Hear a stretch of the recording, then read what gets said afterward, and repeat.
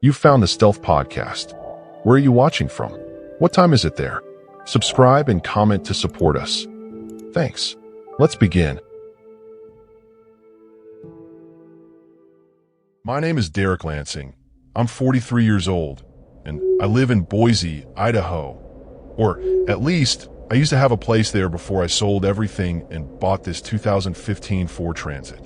It's been just me and my dog Charlie, a 7-year-old border collie mix, traveling the back roads for about 8 months now.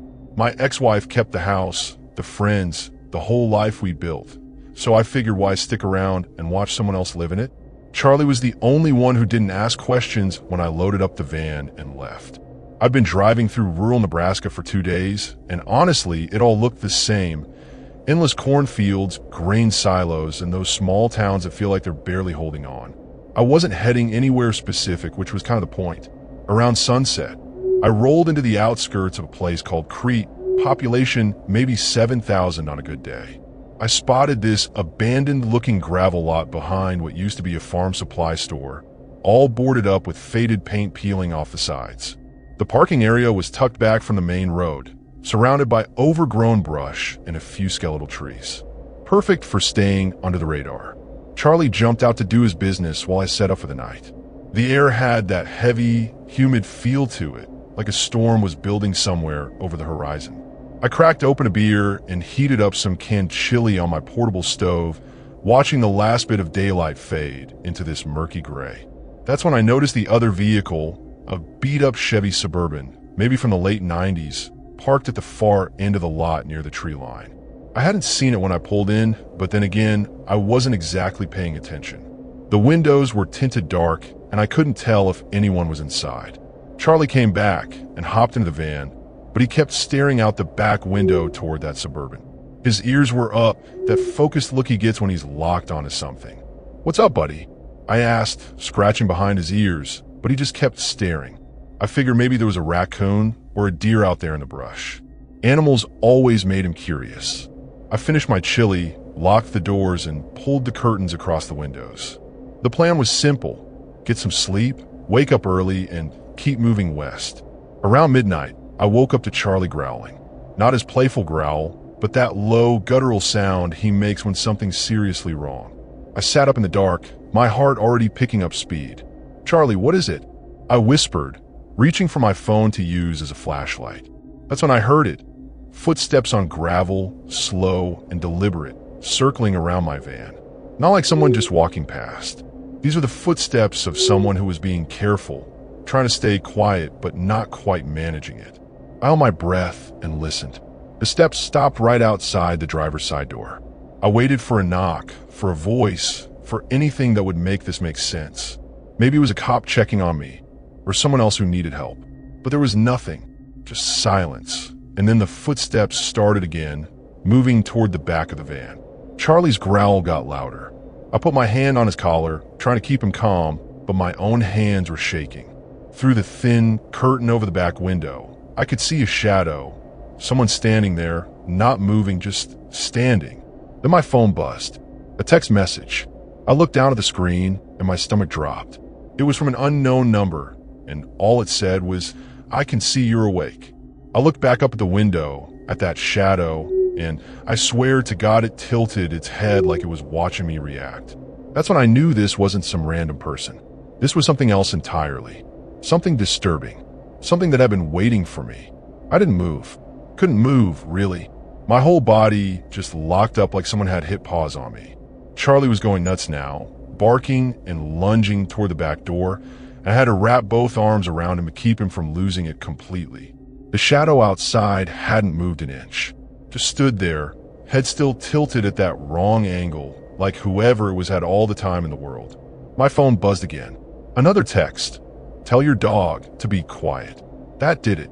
That snapped me out of the freeze. I fumbled for my keys in the dark, nearly dropped them twice, and jammed them into the ignition. The engine roared to life, and I threw the van into drive without even thinking. Gravel sprayed everywhere as I punched the gas, and I didn't look back. Didn't want to see if that person was chasing me or just standing there watching me run. Charlie was still barking, but at least we were moving. My headlights cut through the darkness as I bounced out of that lot and onto the main road, going way too fast for how little I could actually see. I drove for maybe 20 minutes before I felt like I could breathe again. My hands were still shaking on the wheel, and I kept checking the rearview mirror, expecting to see headlights following me. But there was nothing, just empty road and darkness. I pulled into a well-lit gas station on the edge of town, parked right under the brightest light I could find, and sat there trying to process what just happened. Charlie had finally calmed down and was curled up in the passenger seat, but his eyes were still wide and alert. I pulled out my phone and looked at those texts again. Unknown number. No area code I recognized. Who the hell? I muttered, scrolling through to see if there was any other information. Nothing. I thought about calling the cops, but what would I even say? Someone stood outside my van and sent me creepy texts.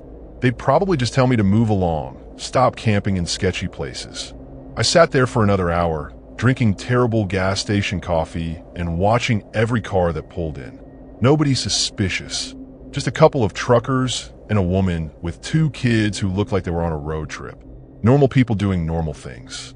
Around 2 a.m., I decided I wasn't going to sleep, so I might as well keep driving.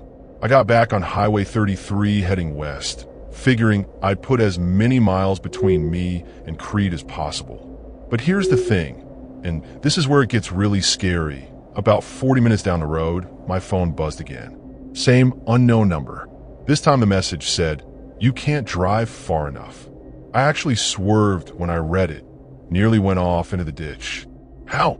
How could they possibly know I was still moving? I pulled over on the shoulder, hazards on, and just sat there staring at my phone. My mind was racing through possibilities. GPS tracking? But how would they have access to my phone? I checked my apps, my settings, everything I could think of, but I'm not exactly a tech genius. Nothing looked weird. Then I thought maybe they were just messing with me, making assumptions. Of course I'd be driving. That's what scared people do. But something about it felt too specific, too confident. Like they knew exactly where I was. That's when I looked up and saw it in my side mirror. The Suburban. The same beat-up Chevy from the lot, sitting about 100 yards behind me on the shoulder, headlights off. My blood went ice cold. I didn't hesitate this time. I slammed the gas and shot back onto the highway, watching that Suburban shrink in my mirror. But it didn't follow. It just sat there in the dark like a predator that knew its prey couldn't actually escape. And that was somehow worse than being chased. I didn't stop again until sunrise. Just kept driving, kept moving like if I stayed in motion, nothing could catch me. By the time the sky started turning that pale gray blue, I was running on fumes, both the van and me. I pulled into a truck stop outside of Grand Island, filled up the tank, and let Charlie stretch his legs in the grass area they had set up. My eyes felt like sandpaper, and I probably looked like hell, but at least it was daylight. At least I could see what was around me. The truck stop had a little diner attached, so I grabbed a booth by the window where I could keep an eye on the van. Charlie wasn't allowed inside, but I left the windows cracked and I could see him from where I sat. I ordered eggs and toast and coffee. Lots of coffee, and tried to convince myself that last night was just some sicko messing with me. Maybe someone who got their kicks scaring solo travelers. It happens, right? There's all kinds of disturbed people out there looking for easy targets. But my hands were still shaky when I picked up the coffee cup.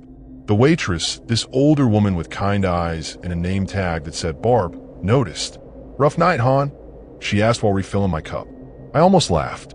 You could say that. I told her. She didn't push, just gave me this knowing look like she'd seen plenty of rough nights working the graveyard shift at a highway truck stop. I wanted to ask her if she'd heard about anything weird happening around here, but I didn't want to sound crazy. Instead, I just thanked her and focused on eating. About halfway through my eggs, this guy slid into the booth across from me. I hadn't even seen him walk up. He was maybe in his 50s, wearing a faded denim jacket and a trucker cap, with this weathered face that looked like it had seen too much sun. "You came from Crete," he said. Not a question, a statement. I put my fork down slowly.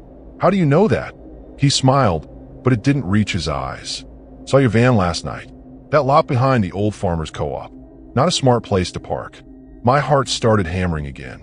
"Who are you?" I asked, trying to keep my voice steady. He ignored the question. "You're not the first person to stop there. Won't be the last. But the ones who do, They usually don't stick around Nebraska much longer. Something about that place. He leaned back in the booth, casual as anything, like we were just chatting about the weather. What were you doing there? I demanded. Were you the one texting me? His expression didn't change. I don't text, friend. I just watch. Make sure people move along when they need to. Before I could respond, he stood up and dropped a piece of paper on the table. Don't go back, he said quietly. And don't stop in small towns after dark. Not around here. Then he walked out, just like that, leaving me sitting there with more questions than answers. I grabbed the paper. It was a receipt from this same diner, dated 3 weeks ago, with a handwritten note on the back. The Suburban isn't what you should worry about. My blood ran cold all over again. I threw money on the table and practically ran back to my van. Charlie was fine, wagging his tail when he saw me, completely oblivious to the horror show my life had become in less than 12 hours. I locked the doors and sat there, staring at that receipt. What the hell did that mean? If not the Suburban, then what? I looked around the parking lot at all the normal people pumping gas and going about their day, and felt completely alone. Like I'd stumbled into something I couldn't understand, and nobody else could even see it. I should have left Nebraska right then. Should have pointed the van north towards South Dakota or south toward Kansas and just gotten out of this state. But I didn't, because I'm stubborn and I'm tired, and honestly, I was angry. Angry at my ex-wife for taking everything. Angry at myself for running away. And now angry at whatever game these people were playing with me. So instead of leaving, I drove back toward Crete. I know, stupidest decision of my life. But I needed to understand what I got myself into. I got there around noon, and the town looked completely different in daylight. Just a regular small Nebraska town with a main street, a few churches, a Casey's general store. Normal. I parked on the street near the library and walked around a bit with Charlie, trying to blend in, trying to see if anything felt off. People were friendly enough. A couple of folks nodded at me. An old man asked about Charlie's breed. Nothing scary about any of it. But I kept thinking about that lot, about that shadow, about the texts. I found a local bar called the Grain Belt and went in for lunch. It was one of those classic small town places where everyone knows everyone, and strangers stick out like sore thumbs. The bartender, a woman in her 30s with tattoos running up both arms, eyed me as I sat down. Just passing through, she asked. Something like that, I said, ordering a burger and a beer. She brought the beer and leaned against the bar. You're the second person this week to ask about the old co-op lot. That got my attention. Yeah? Who was the first? She shrugged. Some kid with a camera. Said he was doing a documentary on abandoned places. Wanted to know the history of the building. She paused, wiping down the bar, even though it was already clean. I told him the same thing I'll tell you. Nothing good happens there after dark. Place has been empty for 15 years, but people still see things. Hear things. I took a long drink of my beer. What kind of things? Depends who you ask, she said. Some folks say it's just kids messing around. Others say it's something that's been there a lot longer than that building. Native land, you know?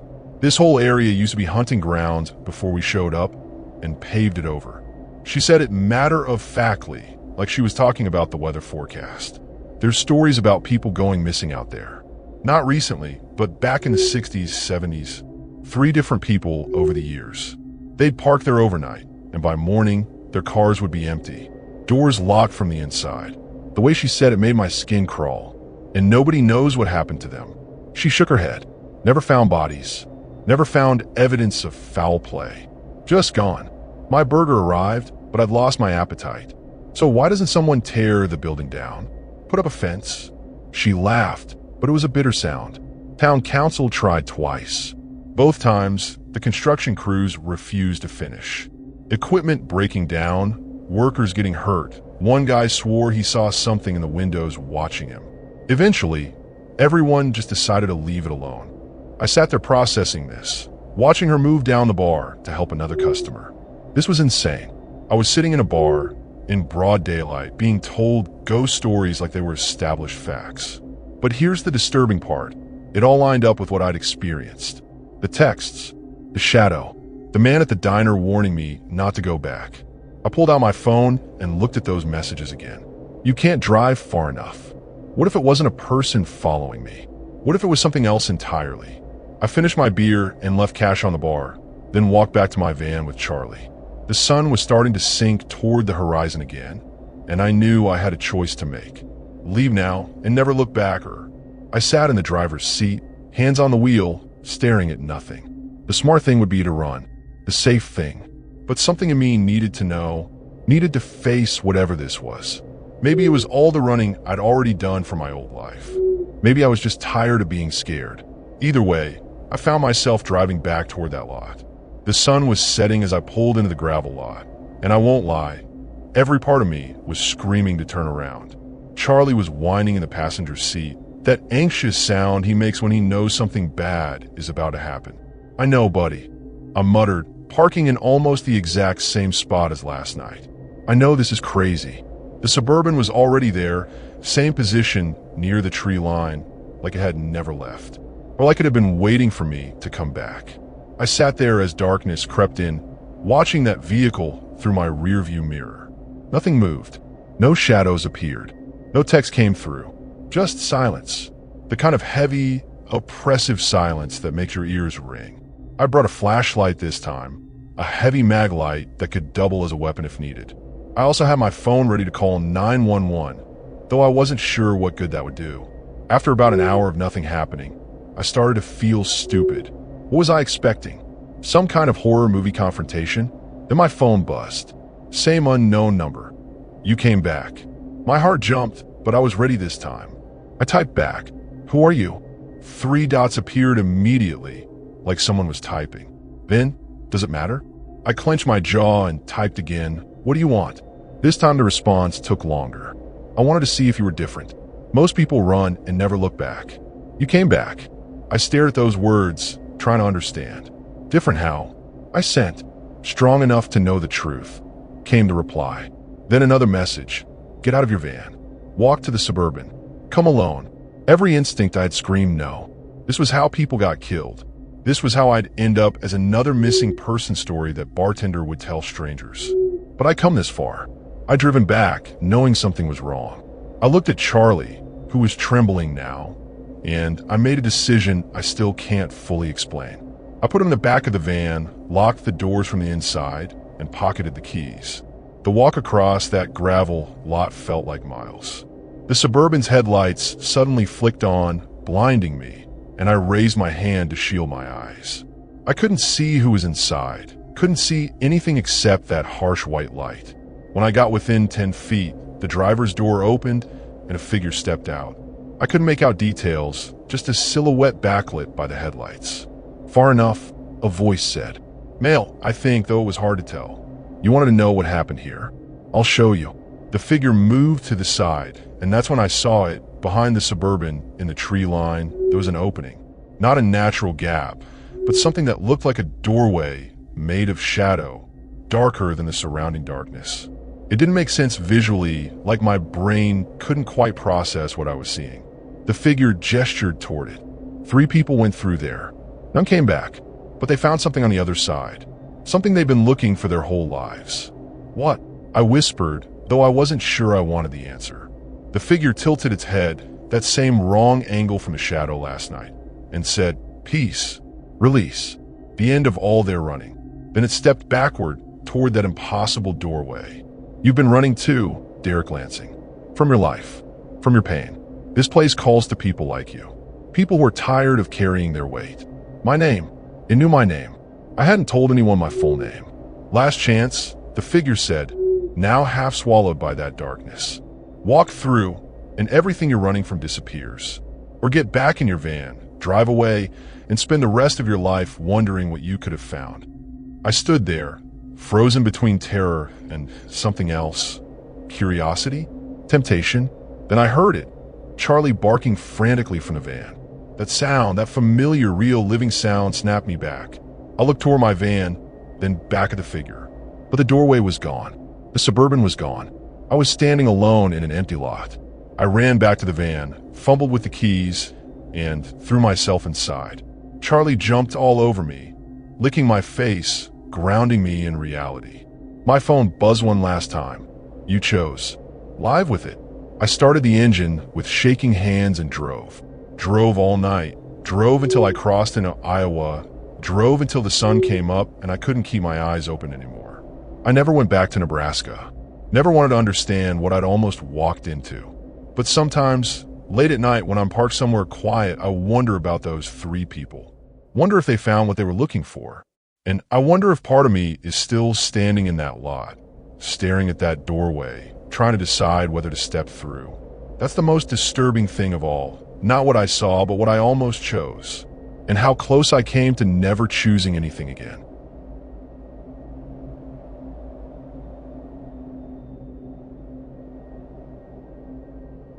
My name is Ramona Vickers. I'm 52 years old, and I live in Omaha, Nebraska. Well, I say live, but really I've been on the road in my 2018 Sprinter van for the past year and a half. After my daughter Maya went off to college in California, and my husband passed away from a heart attack, I couldn't stand being in that empty house anymore. Every room reminded me of what I'd lost. So I sold it, bought this van, and started traveling. People think it's some kind of midlife crisis, but honestly, it's the first time I've felt like myself in decades. I've been visiting Maya in San Diego for her birthday, and now I was heading back east, taking my time like I always do. I'd driven through Colorado, spent a few days in the Rockies, and now I was cutting through Nebraska on I-80. It was late October, and the weather had turned cold fast, that biting kind of cold that seeps into your bones. Around 9 p.m., I pulled off the highway near Crete because I needed to find somewhere to park for the night. I'd heard about this town from another van lifer I met in Utah, said it was quiet and had some decent spots. I ended up on this residential street called Birchwood Lane, lined with old Victorian houses that had seen better days. Most of them still looked occupied, but there were a couple that were clearly abandoned, boarded windows, overgrown yards, that sort of thing. I parked in front of one of the empty houses, a big gray Victorian with a wraparound porch that was sagging on one side. The house next door had lights on, and I could see someone moving around inside through the curtains, which made me feel safer. Neighbors meant witnesses if anything went wrong. I made myself dinner, just some pasta and vegetables, and settled in with a book. The street was quiet except for the wind rattling the bare tree branches. Every so often a car would drive past, but otherwise it was peaceful. Around 11 p.m., I brushed my teeth, changed into my pajamas, and crawled into my bed in the back of the van. I'd hung blackout curtains over all the windows for privacy, so it was completely dark inside. I remember thinking how nice it was to have a quiet night after all those weeks of driving. I woke up sometime around 2 a.m. to the sound of tapping on my window. Not loud, just persistent. Tap, tap, tap. Tap, tap, tap. I lay there for a second, trying to figure out if I was dreaming, but the sound continued. My first thought was that it was probably a branch from one of those trees, blown by the wind. But then I heard it move. The tapping shifted from the side window to the back window, then to the other side. Like someone was walking around my van, tapping as they went. "Hello," I called out, trying to sound braver than I felt. The tapping stopped immediately. I waited, holding my breath, but there was nothing. Just silence. I grabbed my phone and turned on the flashlight, then pulled back the curtain over the side window, just a crack. The street was empty. No people, no animals, nothing. The house I was parked in front of looked even creepier in the darkness. All those windows like empty eyes staring back at me. I let the curtain fall and tried to convince myself it was nothing. Just my imagination running wild. But then I heard something else, a voice, faint and distant, like someone calling from far away. It sounded like a woman saying, "Help me," over and over. "Help me, help me." I sat up fully now, my heart pounding. The voice seemed to be coming from the abandoned house. I looked out the window again, and that's when I saw her, a figure standing on the sagging porch, barely visible in the darkness. A woman in what looked like a long white nightgown, her hair hanging loose around her face. She was staring directly at my van, and even from this distance, I could feel the weight of her gaze. That's when I knew something was terribly, horribly wrong. I didn't move, didn't breathe, just stare at that figure on the porch, trying to make sense of what I was seeing. The woman, or whatever she was, stood completely still like a statue. No movement from the wind, no shifting of weight, nothing. Just that unnatural stillness that made every hair on my body stand up. I wanted to believe she was real, someone who actually needed help, but something deep in my gut told me to stay exactly where I was. Don't open the door. Don't acknowledge her. Don't engage. The voice came again, louder this time. Help me, please. I'm hurt. But here's the thing that made it scary. Her mouth wasn't moving. I could see her face clearly enough in the ambient light from the street lamp, and her lips weren't forming the words I was hearing. The voice was coming from somewhere else, or maybe from everywhere at once. I fumbled for my phone and called 911, my hand shaking so badly I almost dropped it twice before managed to dial. 911, what's your emergency? The dispatcher answered, and I've never been so relieved to hear another human voice.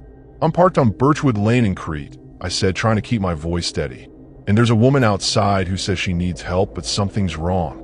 She's not moving right. There was a pause on the other end. Ma'am, what's your exact location?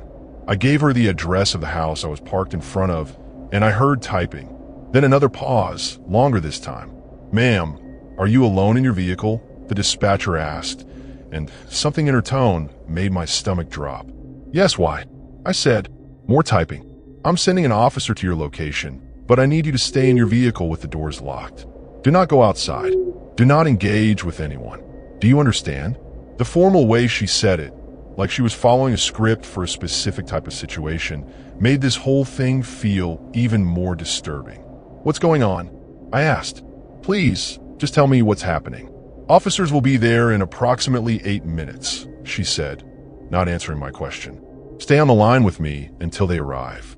I looked back out the window, and the woman was still there, but now she was closer. She'd moved from the porch to the front yard without me seeing her actually walk. Like she'd just appeared in a new position. She's getting closer. I whispered into the phone, my voice cracking. She's in the yard now. The dispatcher's voice got more urgent. Do not open your door. Keep all windows and doors locked. I checked all the locks again, even though I knew they were secure. The woman tilted her head, that same wrong angle I'd seen before, too far to one side, like her neck was broken.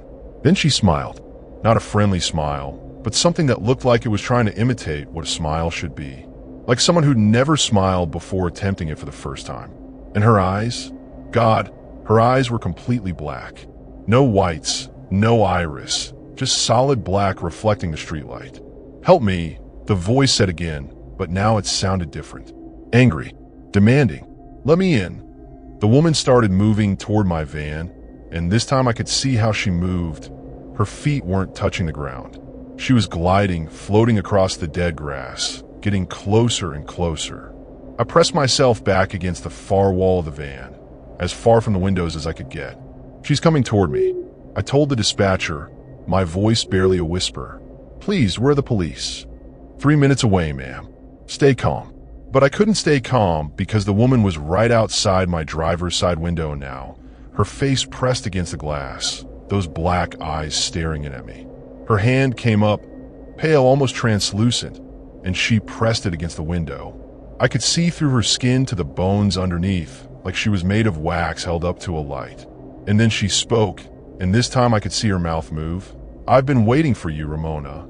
She knew my name. This thing, whatever it was, knew my name. The sound of sirens cut through the night, and I've never been so grateful to hear that wailing noise in my entire life. The woman's head snapped toward the sound, and for just a second, her face contorted into something inhuman. The jaw unhinging like a snake's, too many teeth visible in that mouth. Then she was gone. Not walking away, not running, just gone like she'd been erased from existence. 1 second she was there. The next I was staring at empty air. 2 police cars pulled up, their lights painting the street in alternating red and blue. I was shaking so hard I could barely unlock the door when one of the officers approached. He was young, maybe late 20s, with kind eyes that reminded me of my son-in-law. Ma'am, I'm Officer Torres. Are you all right? I climbed out of the van on unsteady legs and just pointed at the empty yard at the spot where she'd been standing. There was a woman, I managed to say. She was right there. She knew my name. Officer Torres exchanged a look with his partner, an older woman with short gray hair who introduced herself as Sergeant Mitchell. They both had this expression I couldn't quite read. Not disbelief exactly, but something else. Recognition, maybe. Can you describe what you saw? Sergeant Mitchell asked, pulling out a notepad. I told him everything. The tapping, the voice, the woman in white, the way she moved, those horrible black eyes. As I talked, I watched their faces, and I could tell they'd heard this before. This isn't the first time, is it? I asked when I finished. Sergeant Mitchell closed her notepad and sighed. Ma'am, how long were you planning on staying in Crete? She didn't answer my question, which was answer enough. I was just passing through, I said. I'll leave right now if... That would probably be best. Officer Torres interrupted gently. It's not safe to park on the street, especially not at night. The way he said it, so carefully, made me push harder. Why? What is she? What's happening here? Sergeant Mitchell looked at the abandoned house, then back at me. That house has been empty for 30 years. Woman who lived there, Margaret Henshaw, killed herself in the upstairs bedroom. Hung herself after she lost her daughter to pneumonia. Before that, she'd been seen walking the neighborhood at night in her nightgown, calling out for her daughter. Neighbors said she'd gone completely mad with grief. She paused, like she was deciding how much to tell me. After she died, people started seeing her. Always at night, always on the street. But I trailed off, because what was I going to say? That it's impossible? I just seen her with my own eyes. There have been incidents, Officer Torres added quietly. People who've parked here overnight. Some of them, they don't leave the same way they arrived. The way he said it sent chills down my spine. What does that mean? Sergeant Mitchell put a hand on my shoulder. 3 people over the years have had encounters with Margaret. All of them claim she knew things about them, personal things. Things she couldn't possibly know. And I pressed, needing to hear the rest. 2 of them left town immediately and never came back.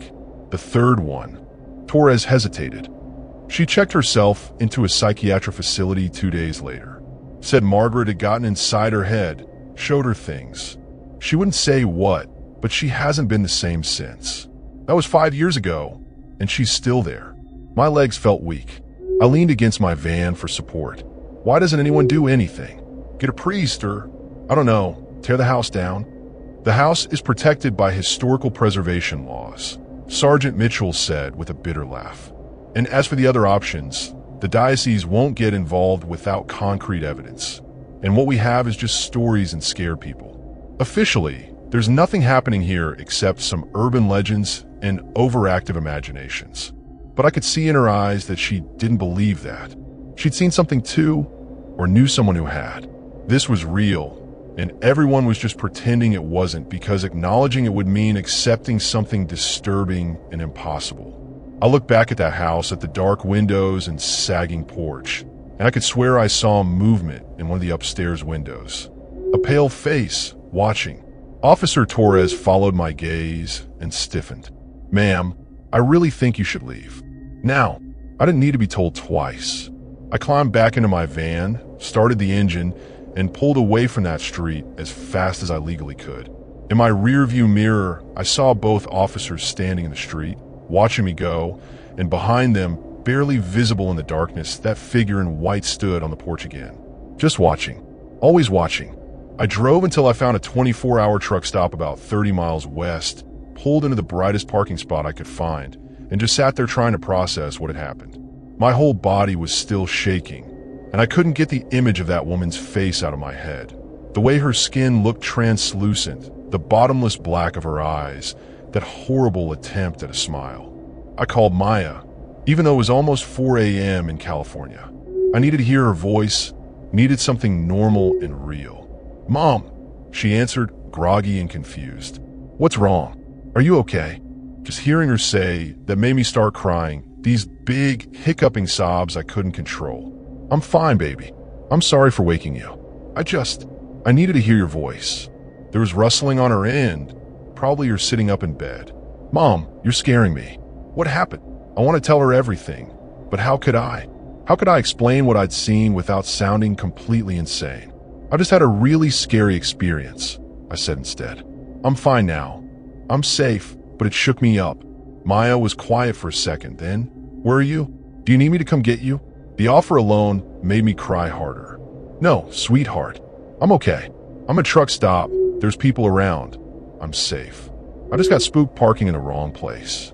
We talked for another 20 minutes, just about normal things, her classes, her roommate drama, a guy she'd gone on a date with.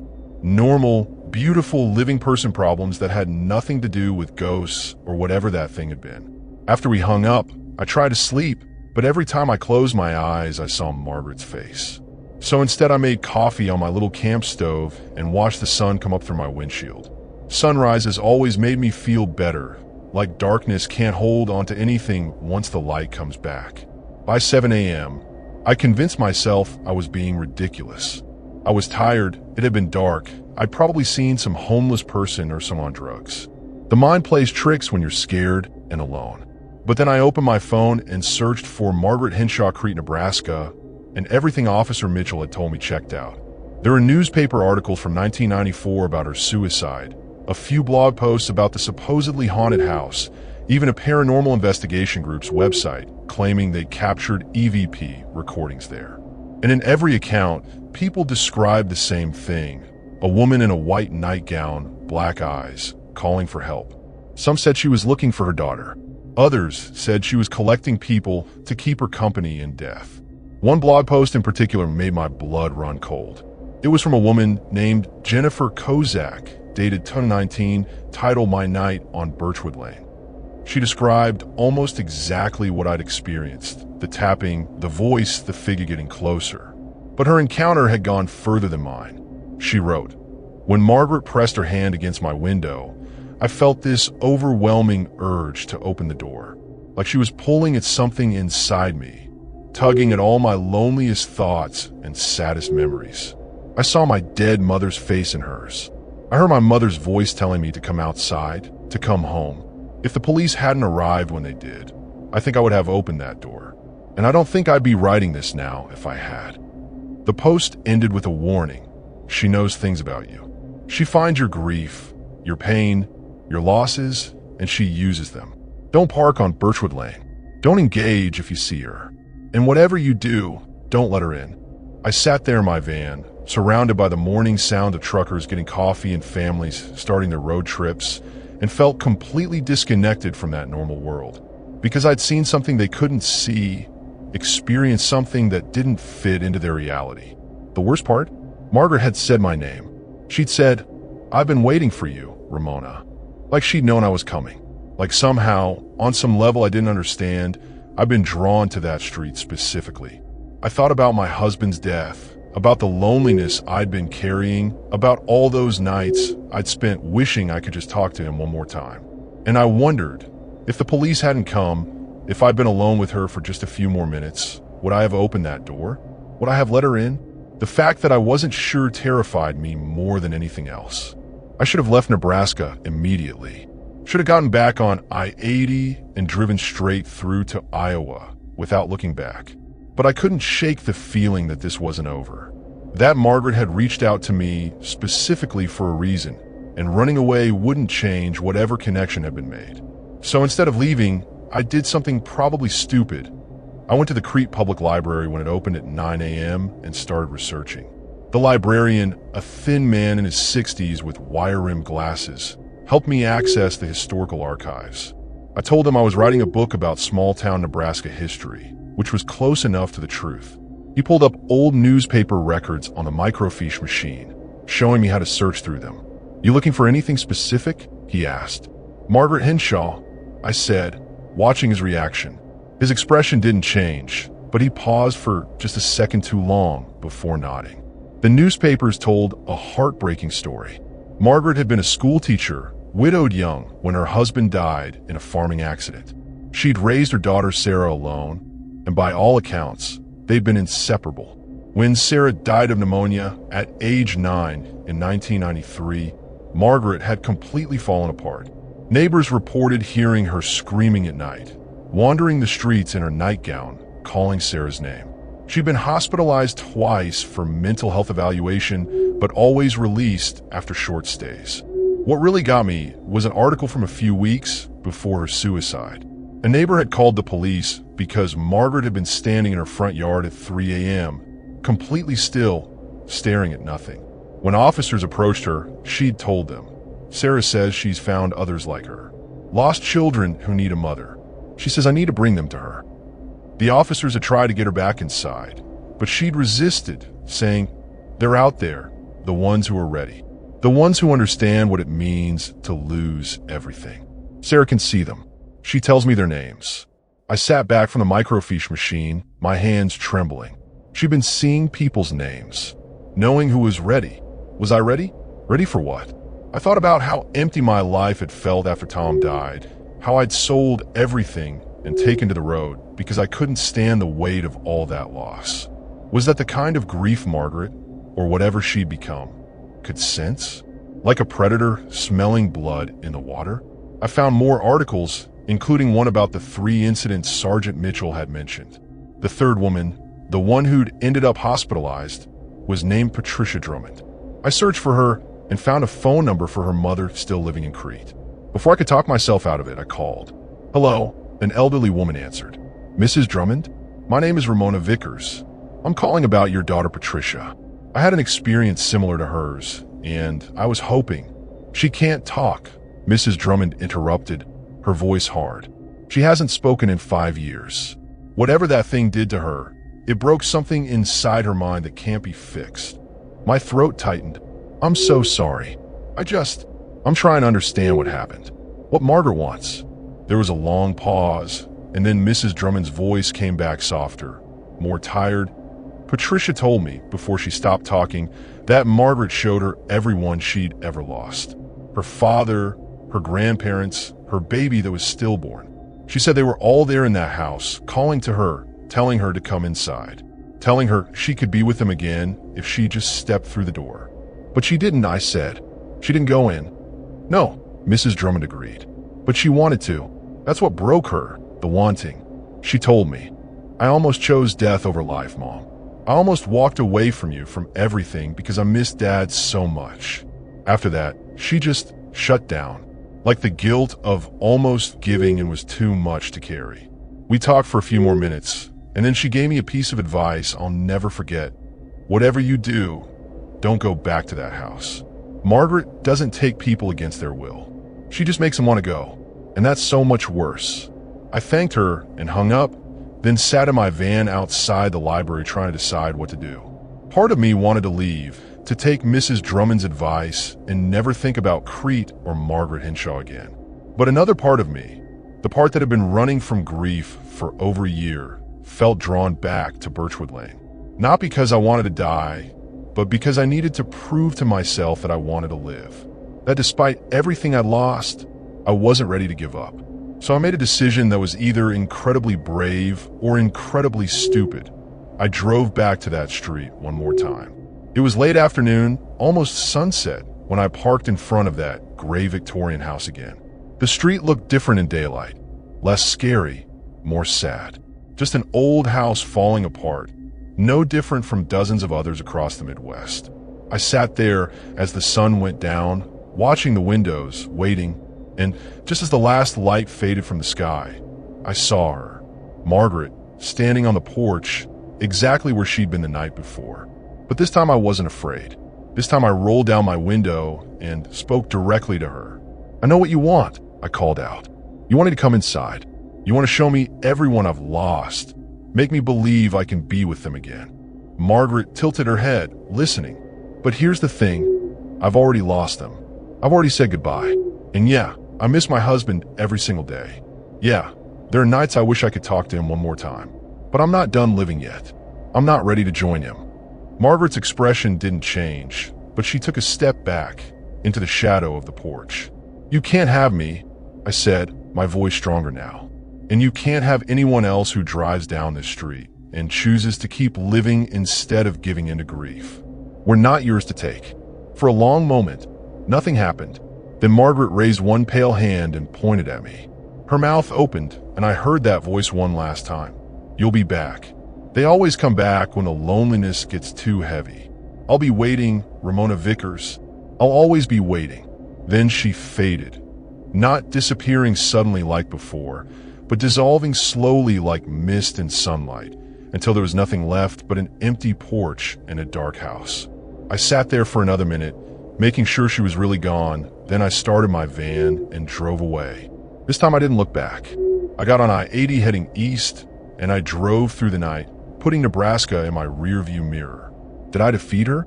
I don't know. Maybe she's still there, waiting for the next person who's lost too much and forgotten how to keep going. Maybe she'll wait for me too, if I ever get weak enough to want what she's offering. But here's what I learned on Birchwood Lane. Grief is heavy and loneliness is crushing, and there are moments when giving up feels easier than carrying on. But those moments pass if you let them.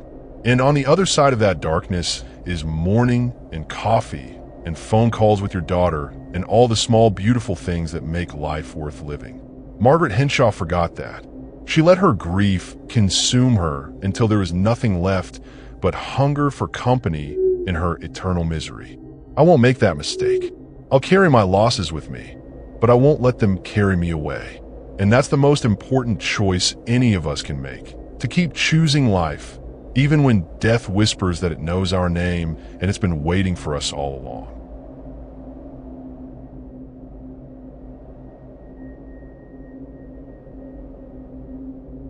My name is Felix Barnhart. I'm 37 years old, and I live in Portland, Oregon.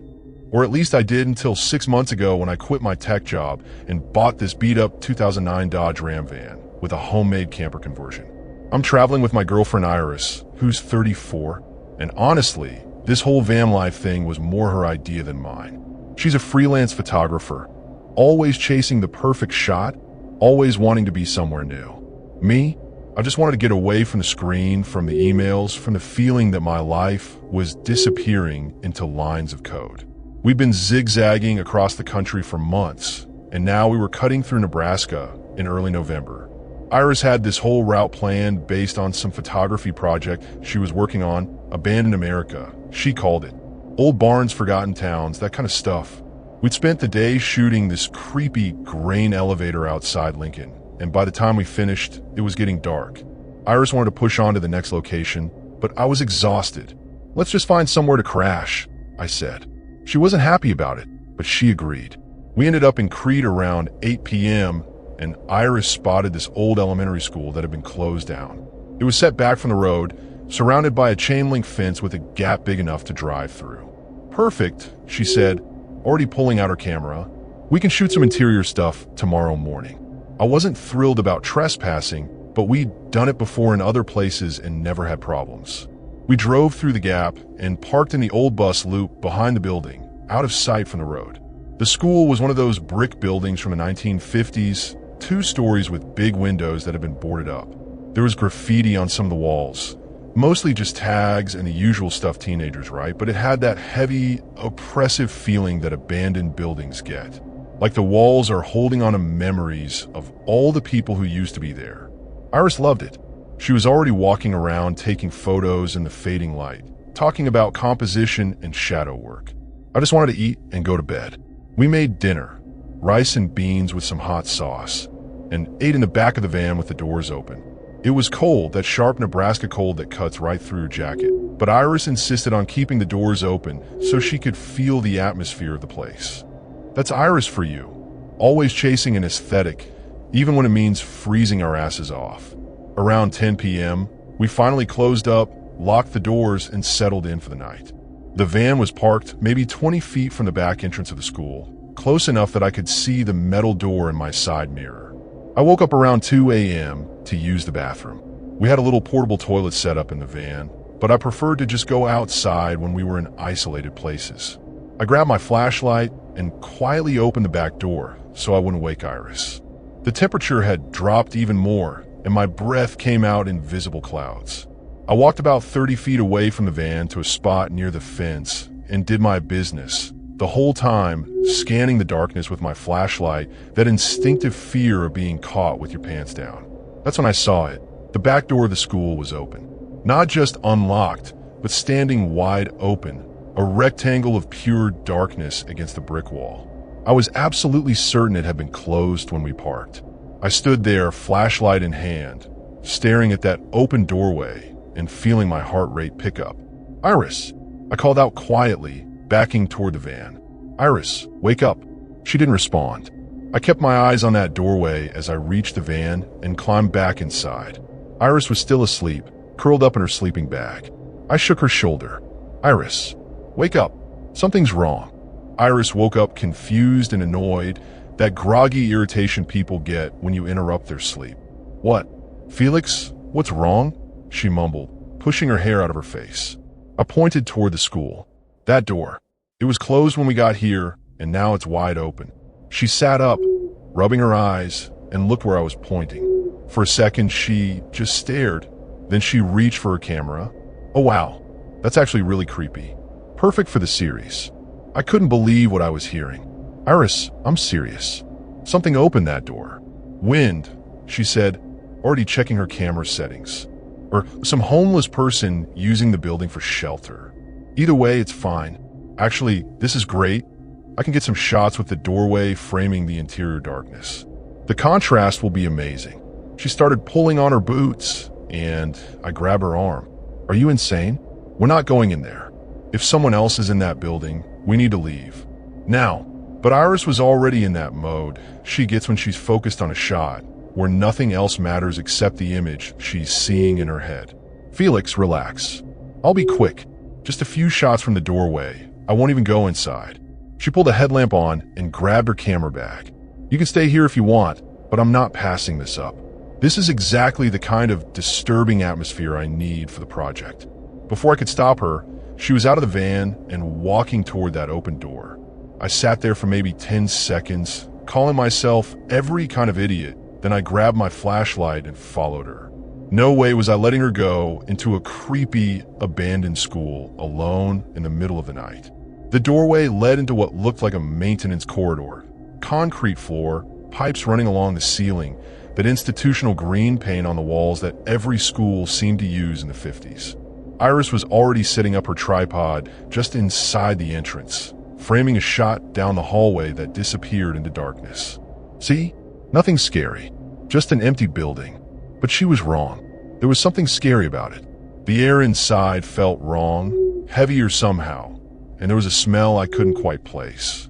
Not decay exactly, but something old and stale and unpleasant. I swept my flashlight down the corridor and saw that it branched off in two directions, left toward what I assumed were classrooms, right toward a stairwell. Iris, please. Let's just take a few shots from here and go. She nodded absently, not really listening, already moving deeper into the building. Just want to see what's down here, she said. Sometimes the best shots are the ones you don't plan for. I followed her, keeping my flashlight moving, checking corners, try to watch everywhere at once. We passed classrooms with the doors hanging open, desks still arranged in rows like the students had just left for the day. Chalkboards with faded writing. Bulletin boards with scraps of paper still pinned up. It was like the place had been frozen in time, abandoned mid-semester. This is incredible, Iris whispered, snapping photos constantly. Can you feel the history here? All those kids, all those teachers, all those lives that passed through these rooms. I felt something, but it wasn't nostalgia. It was dread. That's when we heard it. Footsteps above us. Not the creaking of an old building settling, but deliberate footsteps, heel to toe, walking across the floor on the second level. Iris stopped shooting and looked up at the ceiling. You hear that? She asked, her voice suddenly smaller. Yeah, I said, which is why we need to leave. Right now. But she was already moving toward the stairwell. Iris, no. I'm serious. We need to go. She looked back at me, and I could see the conflict on her face. Fear fighting with curiosity. What if it's just another photographer? Or some kids exploring? We should at least check. And what if it's not? I hissed. What if it's someone dangerous? What if it's... I stopped because the footsteps had stopped too. Complete silence.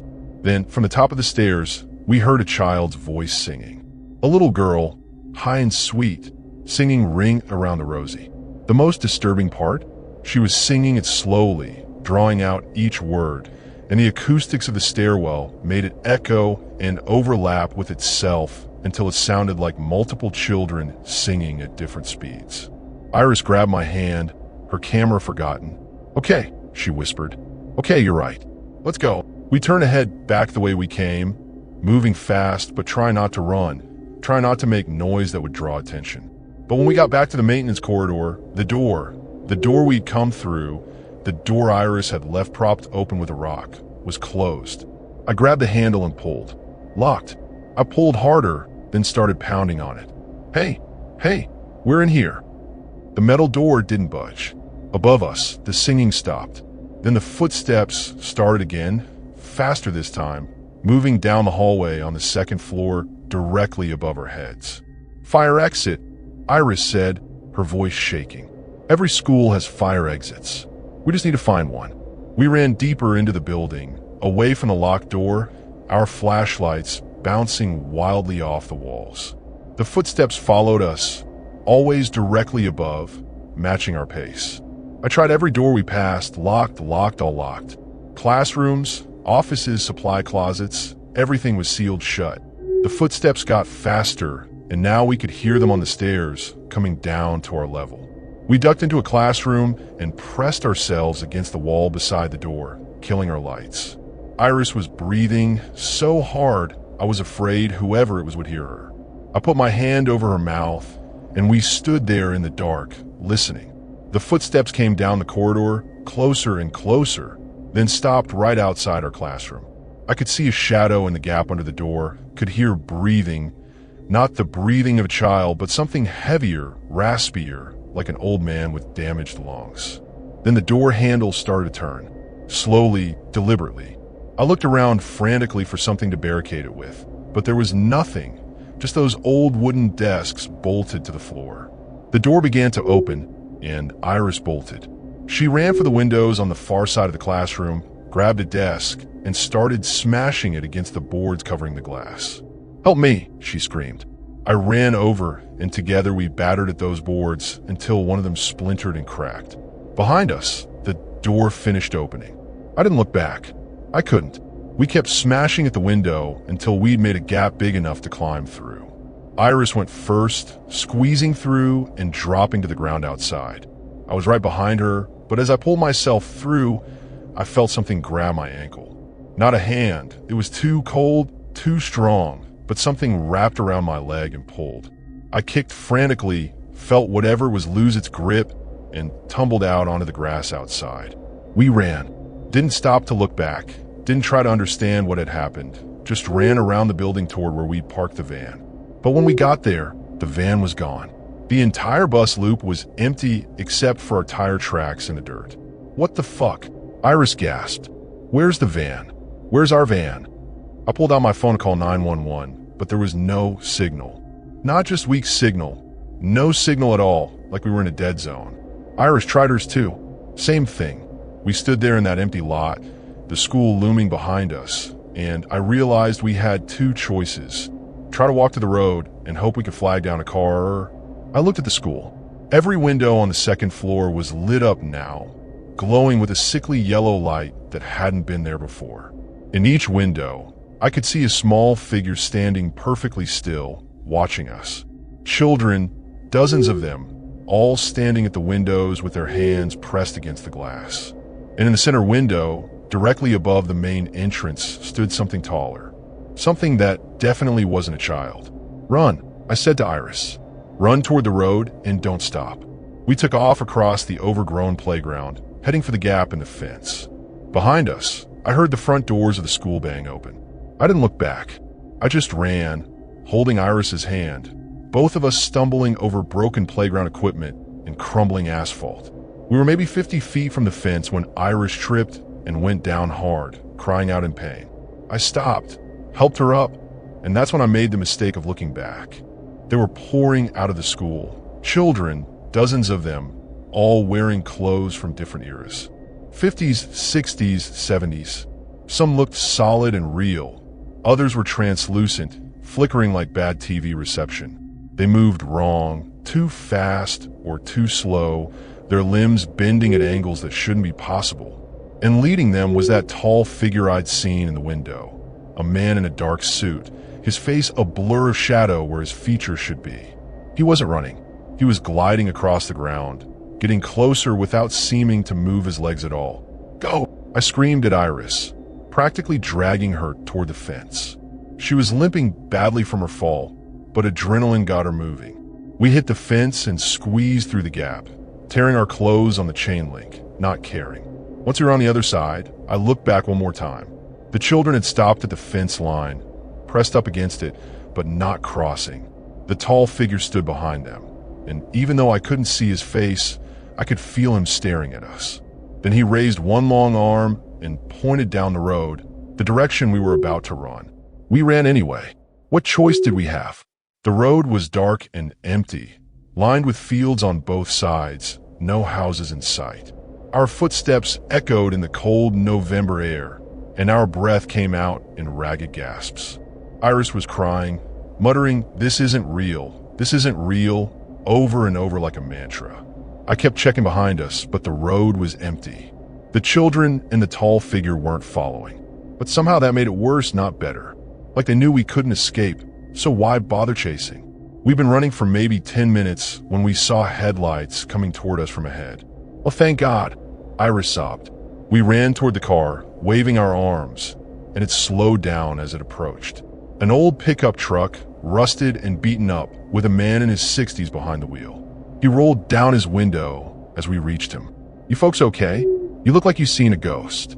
His voice was kind, concerned, normal. The most beautiful sound I'd ever heard. "Please," I gasped. "Please, we need help. Our van, it disappeared, and there's something at the school, these children, this man." I was babbling. I knew I was babbling, but I couldn't stop. The man's expression changed, not to disbelief, but to recognition. "You were at the old Lincoln Elementary," he said. Not a question. "Yeah," Iris said. "How did you get in?" He interrupted, nodding toward the truck bed. "Both of you. We need to get you away from here. Now." We climbed into the bed of his truck, and he took off fast, gravel spraying from his tires. I kept watching the road behind us, expecting to see those children running after us, or that tall figure gliding along. But there was nothing, just empty road and darkness. The man drove for about 5 miles, then pulled into a gas station that was still open. He came around to the truck bed and helped us down. "You're lucky I came along when I did. Most folks know better than to go near that place after dark." "What is that place?" Iris demanded. "What the hell did we just see?" The man pulled out a cigarette and lit it with shaking hands. Lincoln Elementary closed in 1985 after a fire killed 17 children and their teacher. They were trapped on the second floor, doors locked from the outside. Never found out who did it or why. Some said it was the janitor who'd been fired the week before. Others said it was one of the teachers who'd had a breakdown.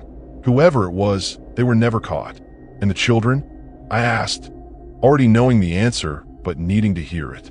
"They never left," he said simply. "People see them in the windows, hear them singing.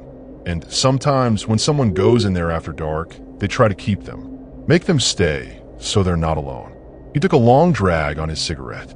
"Your van's probably back in that bus loop right now, exactly where you left it. They just make you think it's gone, make you panic, make you run. And when you're running scared, that's when they can really get inside your head. So we can just go back and get it." Iris asked hopefully. The man shook his head. "Not tonight. You go back there tonight, you won't come out again. They had you, and you escaped. They won't let that happen twice." He stubbed out his cigarette. "Best thing you can do is wait until morning. Sun comes up, they lose their power. Building's just a building again. You can get your van then." The way he said it, so matter of fact, like he was giving directions to the grocery store, was almost as disturbing as everything we'd just experienced. We spent the rest of the night in that gas station, drinking bad coffee and trying to process what had happened. The clerk, a young woman in her 20s, didn't seem surprised when the old man explained the situation. "Yeah, happens a few times a year," she said. "Urban explorers, photographers, people looking for a thrill. They go into Lincoln Elementary and come running out looking like they've seen the devil himself." She refilled our coffees. "My brother went in there on a dare when he was 16. Came out 3 hours later, even though he swore he was only inside for 10 minutes. Didn't speak for a week after that. We waited in that gas station until the sky started turning gray with dawn. The old man in the pickup truck, his name was Earl, drove us back to the school around 6:30 a.m. In the daylight, the building looked completely different. Still abandoned, still creepy, but in that normal, sad way that old buildings get when nobody wants them anymore. The front doors were closed. The windows were dark.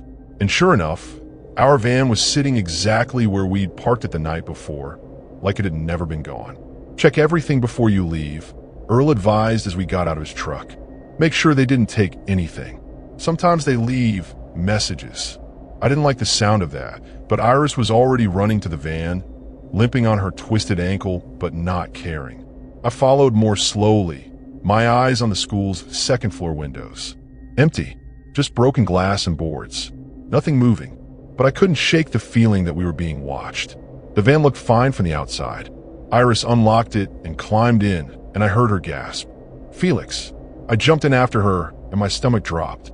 The entire interior of our van had been rearranged. All our stuff, clothes, camping gear, food, Iris's photography equipment had been sorted in neat piles. And on the driver's seat, there was a stack of Polaroid photos. Iris picked them up with shaking hands.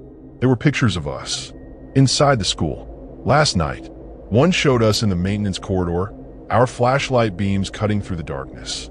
Another showed us hiding in the classroom, pressed against the wall. A third showed me climbing through the broken window, that thing, whatever it was grabbing my ankle, it formed a blur of shadow. And the last photo was the most disturbing. It showed both of us sleeping in the van before any of this started, taken from outside through the back window. Something, had been watching us from the moment we arrived. On the back of that last photo, written in a child's handwriting, were the words, "Thank you for visiting. Please come back and play with us again. We get so lonely."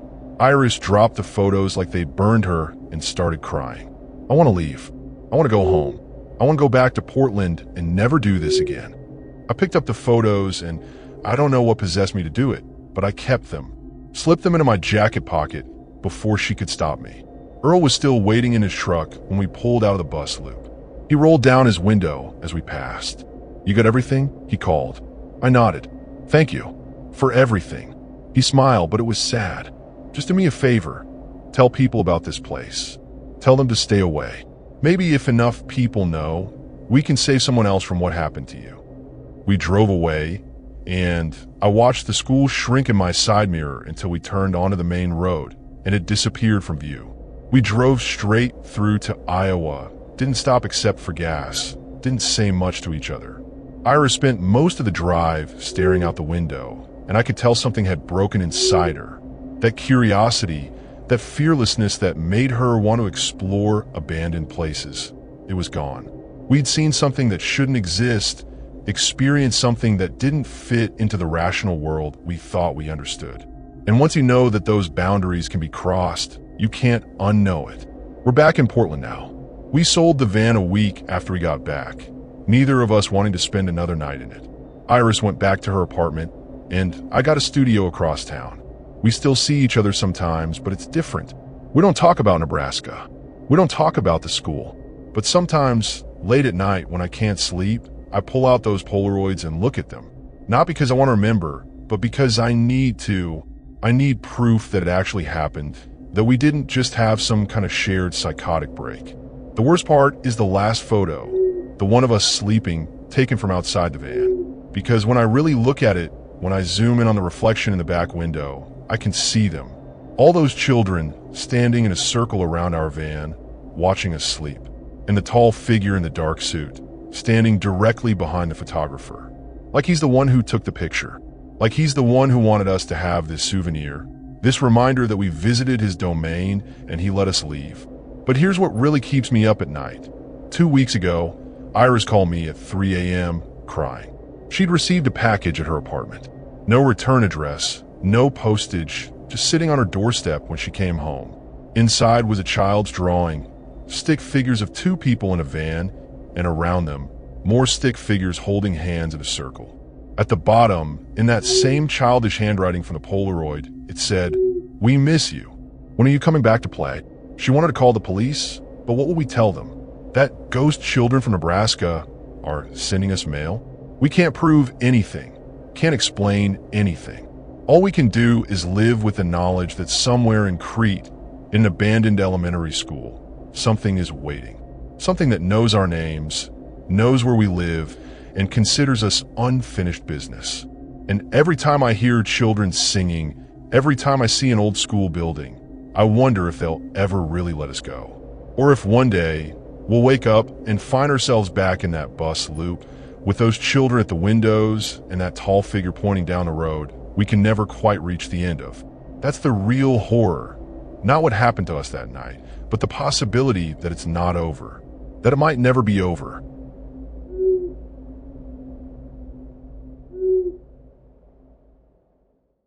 My name is Violet Mercado. I'm 29 years old, and I live in Austin, Texas. Well, I say live, but really I've been bouncing around in my 2014 Nissan NV200 for about 4 months now.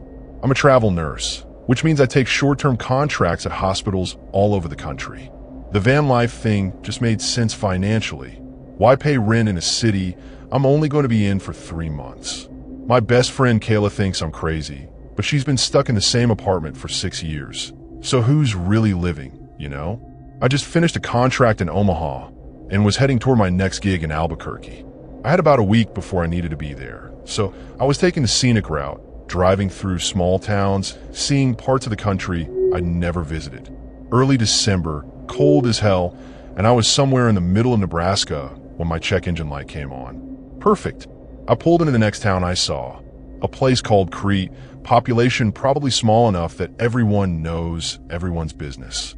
There's a mechanic shop on the main drag, one of those old school places with a faded sign that just said Joe's Auto Repair. I pulled in around 4 p.m. and this guy in his 40s came out wiping his hands on a rag. "Help you?" he asked. I explained about the light, and he popped the hood, poked around for a minute, then gave me the bad news. "Gonna need to keep it overnight. Got a sensor issue, need to order the part. Won't be here till tomorrow afternoon." "Great, just great. Is there a hotel in town?" I asked, already knowing the answer from the size of this place. He shook his head. "Nearest one's about 20 miles north. But if you're trying to save money, there's a campground about 3 miles west of here. It's closed for the season, but nobody's gonna bother you if you park there for the night." He gave me directions, and I figured what the hell. I had everything I needed in the van: food, blankets, a heater. One night in a closed campground wouldn't kill me. The campground was called Whispering Pines, which was ironic because there were maybe 5 scraggly pine trees total. It was one of those sad little places with a gravel loop, some picnic tables, and a bathroom building that was locked up tight. There were no trespassing signs posted, but like the mechanic said, nobody was around to enforce them. I parked in a spot that had the best view of the sunset and settled in. The place was completely empty. Not another soul for miles. Just me and the wind rattling through those pathetic pine trees. I made myself some ramen on my camp stove and ate while watching the sun go down. It was actually kind of peaceful in a lonely, end-of-the-world sort of way. I called Kayla and told her about the breakdown, and she did her usual "I told you" so routine about how van life was going to leave me stranded in the middle of nowhere eventually. "I'm fine," I told her. "It's just one night. I've stayed in worse places." And that was true. I parked in Walmart parking lots, rest stops, sketch neighborhoods. A closed campground was nothing. Around 9 p.m., I was reading a book on my tablet when I heard a car pull into the campground. I peeked out my window and saw an older sedan, maybe from the early 2000s, park about 4 spots down from me. A woman got out, hard to tell her age in the dark, but probably 50s or 60s, and she just stood there next to her car, looking around. Not setting up camp, not doing anything, just standing. I watched her for a few minutes, feeling uneasy. Something about the way she was so still, like she was waiting for something. Then she turned and looked directly at my van. Even from that distance, even in the darkness, I could feel her staring at me. Not a casual glance, but an intense, focused stare that made my skin crawl. She raised one hand and waved. Not a friendly wave, but slow and deliberate, like she was beckoning me over. I didn't wave back. I closed my curtain and told myself she was probably just another person who needed a place to park for the night. But something about her felt wrong. Something about the way she'd appeared right after dark, right after I'd settled in, felt too coincidental. And the scary thing was, I couldn't shake the feeling that she wasn't there by accident. That somehow, she'd been waiting for me. I tried to go back to my book, but I couldn't focus. I kept listening for sounds, a car door closing, footsteps on gravel, anything that would tell me what that woman was doing. But there was nothing, just silence. After about 20 minutes, I couldn't take it anymore. I had to know if she was still there. I cracked my curtain open just enough to peek out, and my heart dropped. Her car was still parked in the same spot, but now all 4 doors were standing wide open. The interior light was on, and I could see the car was empty. No woman, no movement, just an empty car with its doors hanging open like something had interrupted her in the middle of getting in or out. I scanned the campground, my eyes adjusting to the darkness, trying to spot her. The picnic tables were empty. The bathroom building was still locked. There was nowhere she could have gone unless she'd walked out to the road. And why would she do that? I grabbed my phone and thought about calling someone, the police, maybe, or even just Kayla again. But what would I say? There's a woman at the campground, and she opened her car doors? That's not a crime. That's not even weird, really. Except it felt weird. It felt very, very wrong. Then I saw her. She was standing at the edge of the campground where the gravel met the scrubland, completely motionless, facing away from me toward the darkness beyond, just standing there like a statue. I watched her for a full minute, and she didn't move at all, didn't shift her weight, didn't look around, nothing. It was like watching a mannequin someone had placed out there as a prank. My rational brain kept trying to come up with explanations. Maybe she was stargazing, maybe she was having some kind of episode, maybe she was waiting for someone, but none of it felt right. I decided to lock my doors and try to sleep. If she was still there in the morning, I'd deal with it then. But the moment I reached for my door lock, she turned around. Fast. Too fast. Like she'd heard me even though I hadn't made sound. And now she was looking directly at my van again. Then she started walking toward me. Not fast, not running, just a steady, purposeful walk. My hand froze on the lock button. I couldn't move, couldn't breathe, just watch her getting closer and closer. She stopped about 10 feet from my van, and in the light from my interior dome light that I'd forgotten to turn off, I got my first good look at her face. She was older than I'd thought, maybe 70s, with wild gray hair and skin that looked wrong somehow. Too pale, almost waxy. Her eyes were the worst part. They were wide open, unblinking, and they had this intensity that made me feel like she could see right through the van walls. "You shouldn't be here," she called out, her voice scratchy and hoarse. "This isn't a safe place. Not for people like you." "I'm just staying the night," I called back, trying to keep my voice steady. "My van broke down. I'll be gone in the morning." She shook her head slowly. "No, you don't understand. This place takes people. It took my daughter. It'll take you too if you stay." The way she said it, so matter-of-fact, sent chills down my spine. "What do you mean it takes people?" I asked, but she just kept shaking her head. "You need to leave. Now, before it gets too late. Before they come." "Before who comes?" I pressed, but she was already backing away, moving toward her car. "I tried to warn the others," she said, her voice getting fainter. They didn't listen either. They never listen. She got back in her car, and I expected her to start it up and drive away. But she didn't. She just sat there in the driver's seat, doors still open, staring straight ahead. I watched her for another minute, then made a decision. I was getting the hell out of there. I started my van, check engine light and all, and put in gear. But before I could move, my headlights swept across the campground, and I saw them. People, at least a dozen of them, standing in a circle around the perimeter of the campground, just beyond where the gravel ended. Men, women, what looked like a couple of kids. All of them standing perfectly still, all of them facing inward toward the center of the campground. Toward me. I slammed on my brakes, my heart hammering. Where'd they come from? They hadn't been there 30 seconds ago. The old woman's voice drifted over from her car. "It's too late now. They're here. They always come when someone new arrives. They want you to join them. They want you to stay forever." I looked at her, then back at those figures. It started moving now, walking slowly toward my van, still in that circle formation, closing in. I didn't wait to see what would happen when they reached me. I floored it, drove straight through a gap in their circle, felt the van bounce as I left the gravel and hit the dirt road leading out. In my rearview mirror, I could see them all turn to watch me go, moving in perfect unison like they were all controlled by the same mind. And in the center of them all, The old woman's car sat with its doors still open, empty once again. She'd vanished just like her daughter probably had, just like all those others she'd tried to warn. And I'd almost been next.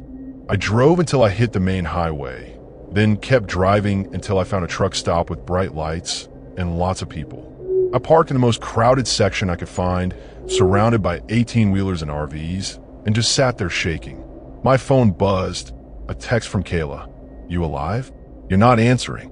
I hadn't even realized she'd called. I typed back, "I'm okay. Crazy night. I'll call you tomorrow." I couldn't tell her what had just happened. She already thought I was reckless. This would just confirm it.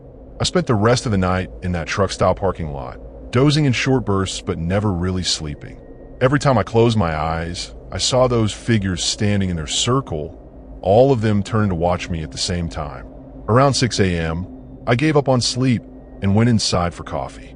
The place was busy with truckers and early morning travelers, and the normalcy of it, people ordering breakfast, complaining about traffic, talking about their routes, helped ground me back in reality.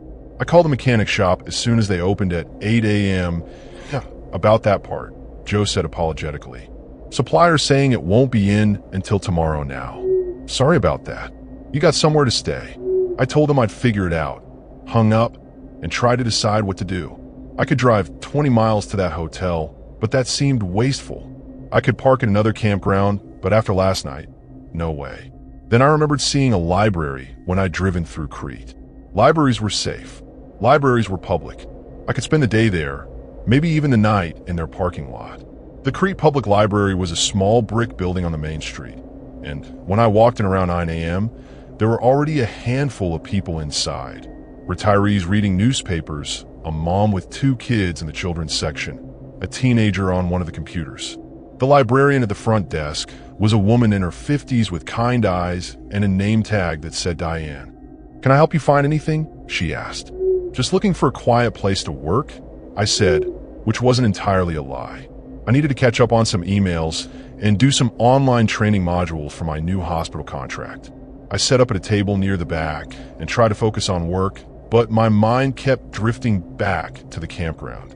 I finally gave in and searched Whispering Pines Campground, Crete, Nebraska on my phone. The results made my blood run cold. The first link was a news article from 2012. Local woman disappears from closed campground. I clicked it and read about a 34-year-old named Jennifer Walters who'd been camping alone at Whispering Pines in October when the campground was closed for the season. Her car was found 3 days later, doors open, keys in the ignition, but no sign of Jennifer. She was never found. I kept scrolling. Another article from 2015 about a couple who'd stayed there overnight and reported seeing multiple figures surrounding their tent. They'd left immediately and filed a police report, but when officers investigated, they found nothing unusual. A blog post from 2018 written by someone who'd stayed there and experienced almost exactly what I had. An old woman warning them to leave, figures appearing in a circle. They'd made it out too, but they described feeling watched for weeks afterward, like something had followed them home. The most disturbing thing I found was a historical piece about the land the campground was built on. In the 1940s, it had been the site of a tuberculosis sanatorium. Over 100 people had died there before it closed in 1952. The buildings had been torn down in the 60s, and the campground was built in the early 80s, apparently without anyone thinking it was weird to put a recreational area on top of a mass death site. The article mentioned that some of the bodies had never been properly relocated when the sanatorium was demolished. They were still there, under the ground, under the picnic tables and fire pits. "You okay, hon?" I looked up to find Diane standing next to my table, concern on her face. I must have looked as freaked out as I felt. Yeah, just reading some creepy local history. She glanced at my screen, and her expression changed. "Whispering Pines," she said quietly. "You stayed there, didn't you?" I nodded, not trusting my voice. She pulled out the chair across from me and sat down. "You're not the first person to come in here looking up that place after spending a night there. And you won't be the last." "What is it?" I asked. "What's really going on there?" Diane looked around to make sure no one was listening, then leaned in. "My theory? Something about that land doesn't want to let go of the people who died there. The sanatorium patients, They were isolated, forgotten, left to die slowly while the rest of the world moved on. That kind of suffering, that kind of loneliness, I think it leaves a mark. And I think whatever's left there is trying to add to its collection, trying to make sure no one else leaves either. But I did leave, I said. I got out. Diane nodded. You did. But that doesn't mean it's over. The way she said it made my stomach drop. What do you mean? She hesitated. Then, the people who've had encounters there and made it out, some of them report strange things happening afterward. Feeling like they're being watched.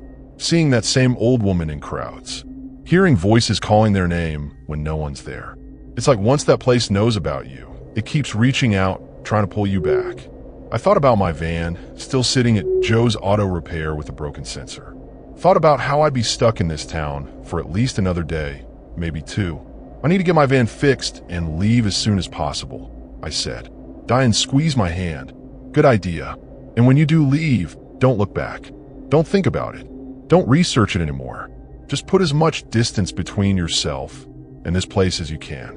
She stood up, then paused. And whatever you do, don't go back to that campground.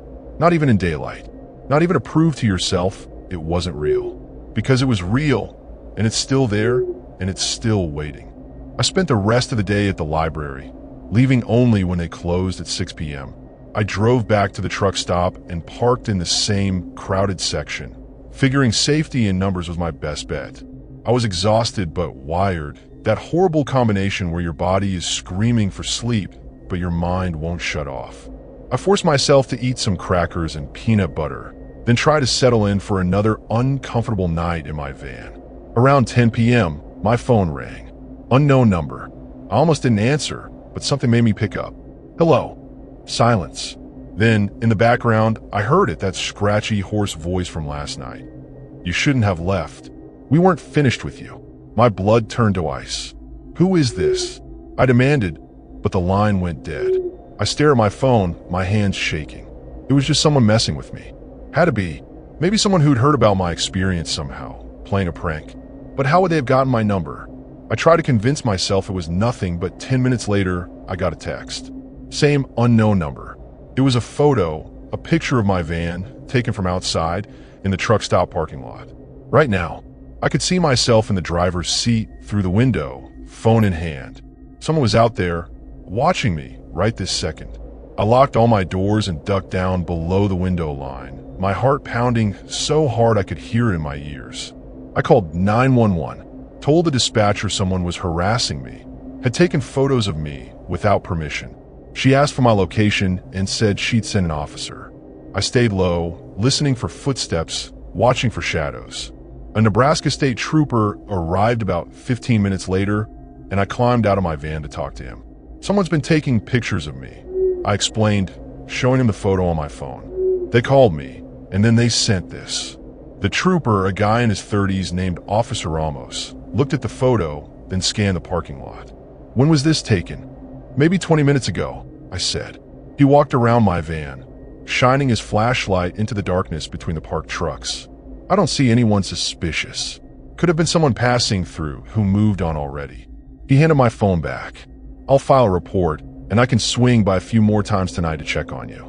But honestly, best thing you could do is get your vehicle fixed and get out of the area. Trust me, that's the plan, I muttered. After he left, I climbed back in my van, but I didn't even try to sleep. I just sat there, curtains drawn, listening to every sound. Engine starting, doors slamming, voices in the distance. Normal sounds that suddenly felt threatening. Around 2 a.m., my phone buzzed again. Another text from the same number. You can't run from us. We know where you're going. We'll be waiting. That did it. I couldn't stay in Nebraska another minute. I started my van, check engine light be damned, and pulled out of the truck stop. I drove south toward Kansas, then west toward Colorado, putting as much distance as I could between myself and Crete. The van was running rough, making a noise it definitely shouldn't be making, but I didn't care. I'd deal with the mechanical issues later. Right now, I just needed to be anywhere but here. I made it about 100 miles before the van started overheating. I pulled over on a lonely stretch of highway, steam pouring from under the hood, and wanted to cry. My phone showed 4:30 a.m. No service, no other cars on the road. I was stranded in the middle of nowhere, and all I could think about was that text. "We'll be waiting." I popped the hood and stared at the engine like I had any idea what to do with it. I didn't. I was a nurse, not a mechanic. That's when I heard it, a car approaching from behind. I turned, shielding my eyes from the headlights, and watched as an older sedan pulled up behind me. The same make and model as the car from the campground. My stomach dropped. The driver's door opened, and a figure got out. I couldn't see their face in the glare of the headlights, but I could see the outline, a woman, older, with long hair moving in the wind, even though there was no wind. "No," I whispered, backing toward the guardrail. "No, no, no. I told you," the voice called out, that same scratchy tone from last night. "I told you it wasn't safe, but you didn't listen." They never listen. She started walking toward me, and I saw her face illuminated by her car's headlights. It was the same woman from the campground, but wrong somehow. Her skin was grayer, her eyes more sunken, her movements more jerky and unnatural. "You should have stayed," she said. "At least at the campground. It would have been quick. But now you've made them angry. Now they have to chase you, and they always catch up eventually." I ran. Didn't think, just ran, leaving my van behind, running into the scrubland beside the highway. I could hear her behind me. Not running, but gliding somehow, her footsteps never quite syncing with the sound of her movement. "You can't escape," she called. "This is what happens. This is what happened to my daughter. This is what happens to everyone who comes to that place." I kept running until I saw lights ahead, a farmhouse, maybe a quarter-mile off the road. I ran toward those lights like they were salvation itself, stumbling over rocks and brush, my lungs burning. Behind me, I could still hear that woman, her voice getting fainter but never quite disappearing. "They'll find you. They always find you." I didn't look back. I couldn't. I just focused on those lights and prayed whoever lived there would help me. I pounded on the farmhouse door at 5 a.m., probably scaring the hell out of whoever was inside. An older man answered, shotgun in hand, suspicion all over his face. "Please," I gasped. "Please help me. Someone's chasing me." My van broke down, and there's a woman. He looked past me into the darkness, then pulled me inside and locked the door. "You were at Whispering Pines," he said. Not a question. I stared at him. "How did you?" "Because you're not the first person to show up here in the middle of the night, running from something they can't explain." His name was Earl Patterson, and he'd lived on this land for 40 years. He made me coffee while I told him everything. The campground, the woman, the text, the figures in a circle, all of it. He listened without interrupting, just nodding occasionally like he'd heard it all before. When I finished, he said, "That campground sits on bad land. As since before it was a sanatorium. The native tribes who lived here originally wouldn't go near that spot. Said it was a thin place where the dead could reach through to the living." "So what do I do?" I asked desperately. "How do I make it stop?" Earl refilled my coffee. "You leave. You get as far from here as you can. And you don't come back. Not ever. Most importantly, you don't engage with it. Don't answer strange calls. Don't look at messages from unknown numbers. Don't acknowledge anything that doesn't feel right. The more you engage, the stronger the connection gets." He paused. "The woman you saw, the one who warned you, she stayed too long. Went looking for her daughter, who'd disappeared there. Never found her, but the place found her. Now she's part of it, trapped between here and there, trying to warn people, but also trying to drag them in." As the sun came up, Earl drove me back to my van. It was still sitting on the shoulder of the highway, hood up, steam no longer pouring out. The sedan that had followed me was gone. No sign anyone had been there at all. Earl looked at the engine. "Busted radiator hose. I got one that might fit. Give me 10 minutes." He drove back to his farm and returned with a part and some tools. 45 minutes later, my van was running again, rough but functional. "Get to a real mechanic as soon as you can," he advised. "And get on Nebraska.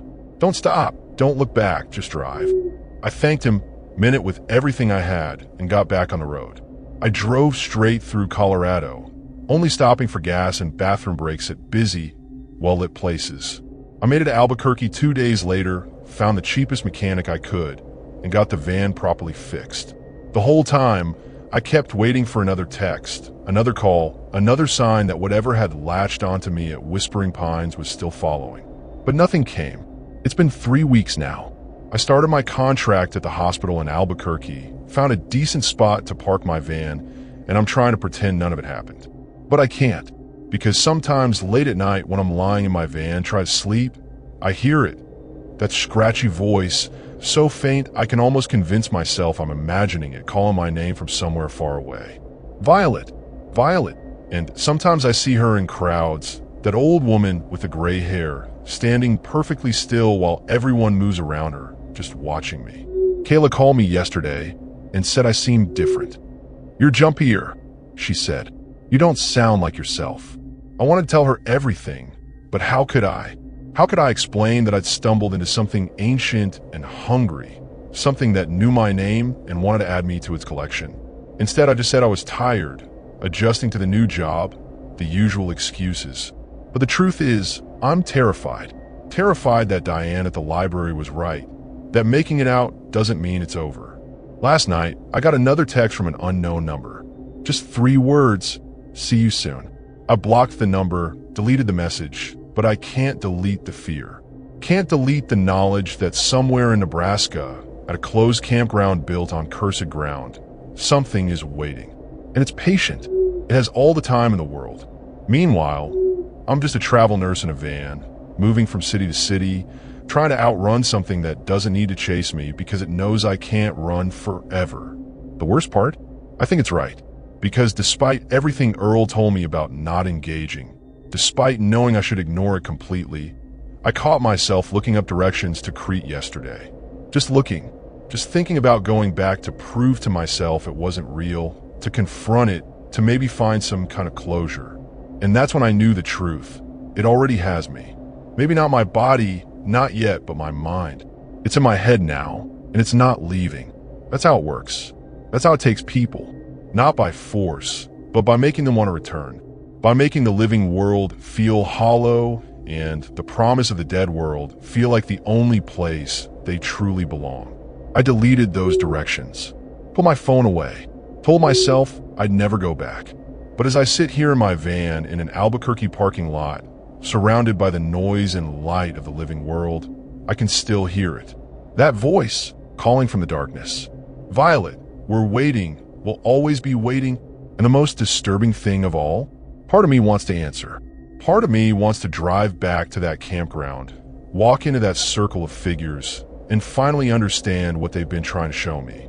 But I won't. I can't. Because if I do, I know I'll never leave.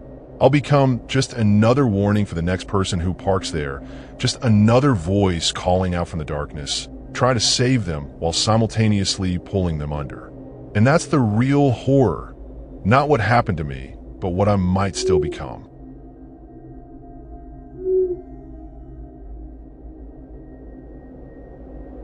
My name is Marcus Holbrook. I'm 48 years old, and I live in Charlotte, North Carolina, or I did before my divorce finalized 6 months ago and I decided to sell everything.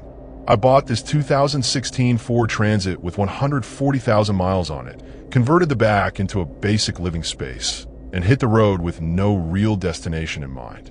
My ex-wife got the house, the dog, and most of our friends. I got the freedom to disappear, which honestly felt like the better deal at the time. My brother thinks I'm having some kind of breakdown, but I'm just tired of pretending to be someone I'm not. I've been driving west for weeks, no particular route, just following highways that looked interesting. Early December found me in Nebraska, of all places, driving through flat farmland that seemed to stretch forever in every direction. I pulled into Crete around dinner time, looking for a place to grab food and maybe park for the night.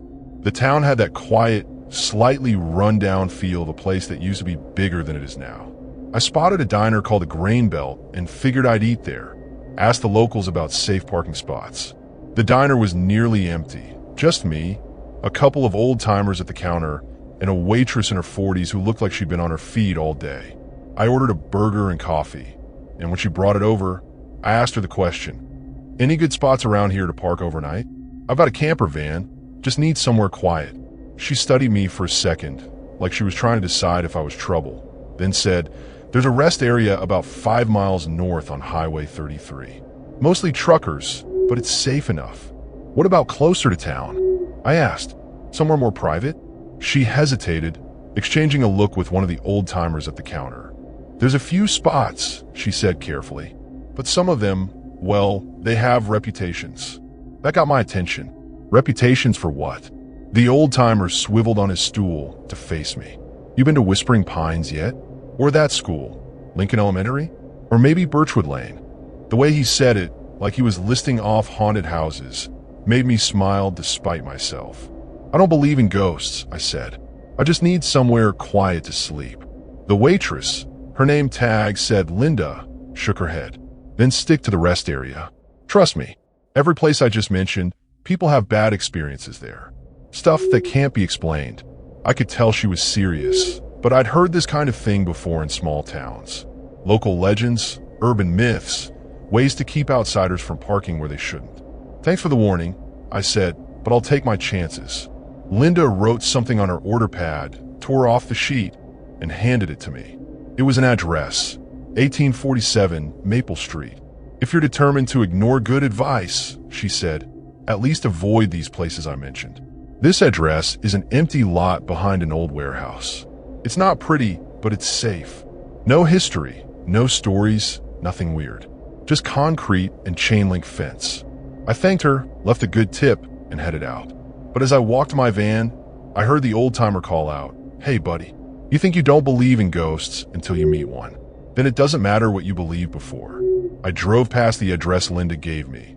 She was right, it was just an ugly lot behind a warehouse, and kept going. Something about being told where I couldn't park made me want to do exactly that. I'm stubborn that way, always have been. My ex-wife used to say it was my worst quality. I pulled up the location of Lincoln Elementary on my phone, figured an abandoned school would be perfect. Quiet, isolated, no one around to bother me. The GPS led me to a building on the edge of town, exactly what I was looking for. The school was dark and empty, chain link fence with a gap just big enough to drive through. I pulled into the old bus loop and parked near the back entrance, same as dozens of other people probably had over the years. It was just after 8 p.m., cold and windy, and I could already feel the temperature dropping. I set up my little propane heater, made some instant coffee, and settled in with a book. This was perfect. This was exactly the kind of peace I'd been looking for. And if there were any ghosts, well, they were welcome to try and scare a middle-aged, divorced guy who'd already been through the worst year of his life. What could they possibly do to me that hadn't already been done? I read until about 10 p.m., then decided to call it night. I changed into my sleeping clothes, brushed my teeth using my water jug and a bowl, and climbed into my sleeping bag. The van was warm enough with the heater running on low, and I was tired from all the driving. I fell asleep almost immediately, which I rarely do anymore. Usually my brain won't shut off, keeps replaying arguments with my ex-wife or wondering where everything went wrong. But that night, I was out cold within minutes. I don't know what time it was when I woke up, but it was still dark. Something had pulled me out of sleep. A sound, maybe, or just that instinct that tells you something's wrong. I lay there in my sleeping bag, listening. At first, there was nothing. Then I heard it, footsteps on the roof of my van. Not animal footsteps, but deliberate, human footsteps. Walking from the back toward the front, then stopping directly above where I was lying. My heart kicked into high gear, but I stayed still, trying to figure out what the hell was going on. The footsteps moved again, walking back toward the rear of the van, then stopping. Silence. I waited, barely breathing, and then I heard something that made my skin crawl, scratching. Like fingernails on metal, dragging slowly across the roof from one side to the other. Long, deliberate strokes that went on for what felt like forever. I wanted to yell, to bang on the roof and scare off whatever was up there, but something stopped me. Some instinct that said making noise would be a very bad idea. The scratching stopped. More footsteps, this time moving to the side of the van. I heard them walk along the passenger side, then around to the back. I sat up slowly, trying not to make any noise, and grabbed my flashlight. If someone was messing with me, I wanted to see who it was. I crept toward the back window, the one with the curtain drawn, and very slowly pulled the curtain back just an inch. My flashlight was off. I didn't want to give away that I was awake. What I saw made no sense. There was someone standing about 10 feet from my van, facing away from me. A small figure, maybe a child based on the height, wearing what looked like old-fashioned clothes. a dress, or a long coat. I couldn't tell which. They were completely still, not moving at all, just standing there in the middle of the empty bus loop. As I watched, another figure appeared from around the corner of the building. Then another, all of them children or child-sized, all wearing similar old-fashioned clothing, all walking slowly until they formed a semicircle facing my van. I counted 7 of them. 7 children standing in a semicircle in the middle of the night in an abandoned school parking lot, all perfectly still, all facing my direction. This had to be some kind of prank. Local kids trying to scare the stranger who'd parked at the haunted school. I was about to turn on my flashlight and yell at them when one of them moved. The smallest one, a girl with long hair, raised her arm and pointed directly at my van. Directly at me, even though there was no way she could see me through the curtain. Then they all started singing. Ring around the rosy, pocket full of posies. Ashes, ashes, we all fall down. But they sang it wrong. Too slow, drawing out each word, their voices overlapping and echoing in a way that shouldn't be possible in an open space. And when they got to "we all fall down," they didn't fall. They just kept standing there, perfectly still, and then they started the song again. And again, and again, the same verse, over and over, getting slower each time, their voices getting deeper and more distorted. I backed away from the window, my heart pounding so hard I felt dizzy. This wasn't a prank. This was something else. Something wrong. I fumbled for my phone and tried to call 911, but there was no signal, not even one bar. I checked my phone settings. It showed I was connected to a network, but nothing would load. No calls would go through. I was completely cut off. The singing continued outside. That horrible, slow repetition of a children's song turned into something nightmarish. Then it stopped. Complete silence. I waited, listening, wondering if they'd left. I crept back to the window and looked out. The semicircle was still there, but now all 7 children were facing different directions, like they were looking for something. One of them started walking toward the school building. The others followed, single file, moving in that too slow way that didn't look natural. They walked through the back door, the one I'd seen earlier, the one that should have been locked, and disappeared inside. I should have started my van right then and left. Should have driven away and never looked back. But I didn't, because as I watched those children disappear into the building, I saw something else. A light turned on in one of the second-floor windows. Then another. Then another. Within 30 seconds, every window on the second floor was glowing with a warm yellow light, like someone had gone through and flipped on all the switches. And in each window, I could see a small figure standing, looking out, looking down on my van. All of them perfectly still, all of them watching me. And I realized with growing horror that there were way more than 7 children up there. There were dozens of them, filling every window, standing shoulder to shoulder, all staring down at me with expressions I couldn't quite make out from this distance, but knew, somehow, were not the expressions of living children. I grabbed my keys with shaking hands and started the van. The engine turned over immediately, thank God for small mercies, and I threw it into reverse. But before I could move, the back door of the school opened again, and someone walked out. Not a child this time, an adult, a tall man in a dark suit, his face obscured by shadow, even though he was standing in the light spilling from the doorway. He stood there for a moment, perfectly still, then raised one arm and pointed at me. The same gesture the little girl had made earlier. Every light in the school went out at once. Complete darkness. I couldn't see the children in the windows anymore. Couldn't see anything except the faint outline of the building against the night sky. I floored the accelerator and my van shot backward. I cranked the wheel, started to turn toward the exit, and that's when I saw them. The children were back, but now there were dozens of them, forming a wall between me and the gap in the fence. All of them standing shoulder to shoulder, all of them facing me, all of them completely silent and still. I slammed on the brakes, my van skidding on the gravel. I couldn't go forward. They were blocking the only way out. I couldn't go backward. That would take me deeper into the bus loop, closer to the building where that man in the suit was standing. I was trapped. My mind raced through options. I could try to drive through them, but what if they didn't move? What if I hit one of them, even though every instinct told me they weren't really children? weren't really alive. The decision was made for me. The children started walking toward my van, all of them moving in unison, that same slow, deliberate pace. I put the van in drive and aimed for the smallest gap I could see in their line, a space between two of the smaller figures. I accelerated, closing my eyes at the last second, bracing for impact. But there was nothing. No thud, no resistance, nothing. I opened my eyes, and I was through, driving toward the fence gap, the children behind me now. I didn't look in my rearview mirror. I didn't want to see if they were following or what they were doing. I just drove. I made it through the fence gap and onto the street, tires squealing as I took the turn too fast. I drove aimlessly through Crete, taking random turns, not caring where I was going as long as it was away from that school. After about 10 minutes, I found myself on the main street, passing that diner where I'd eaten earlier. The lights were still on, even though it had to be after midnight. I pulled into the parking lot and sat there, engine running, hands still gripping the steering wheel, so hard my knuckles were white. The door to the diner opened, and Linda, the waitress from earlier, stepped out. She walked over to my van and tapped on the window. I rolled it down, and she looked at me with a mixture of pity and resignation. "You went to the school," she said. Not a question. I nodded, not trusting my voice. She sighed. "Come inside. Coffee's still hot. You look like you need it."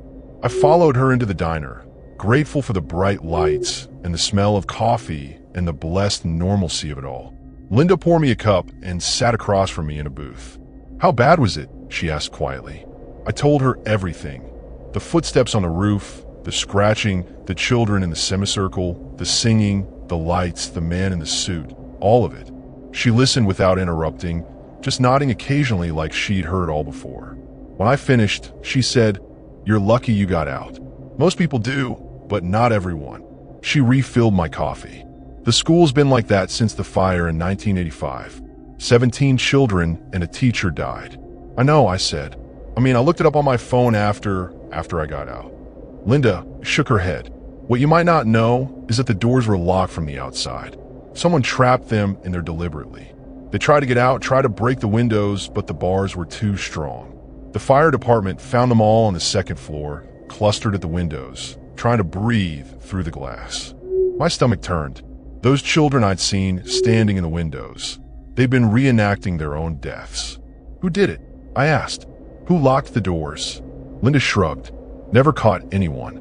The janitor was the main suspect. He'd been fired the week before for drinking on the job, but he had an alibi.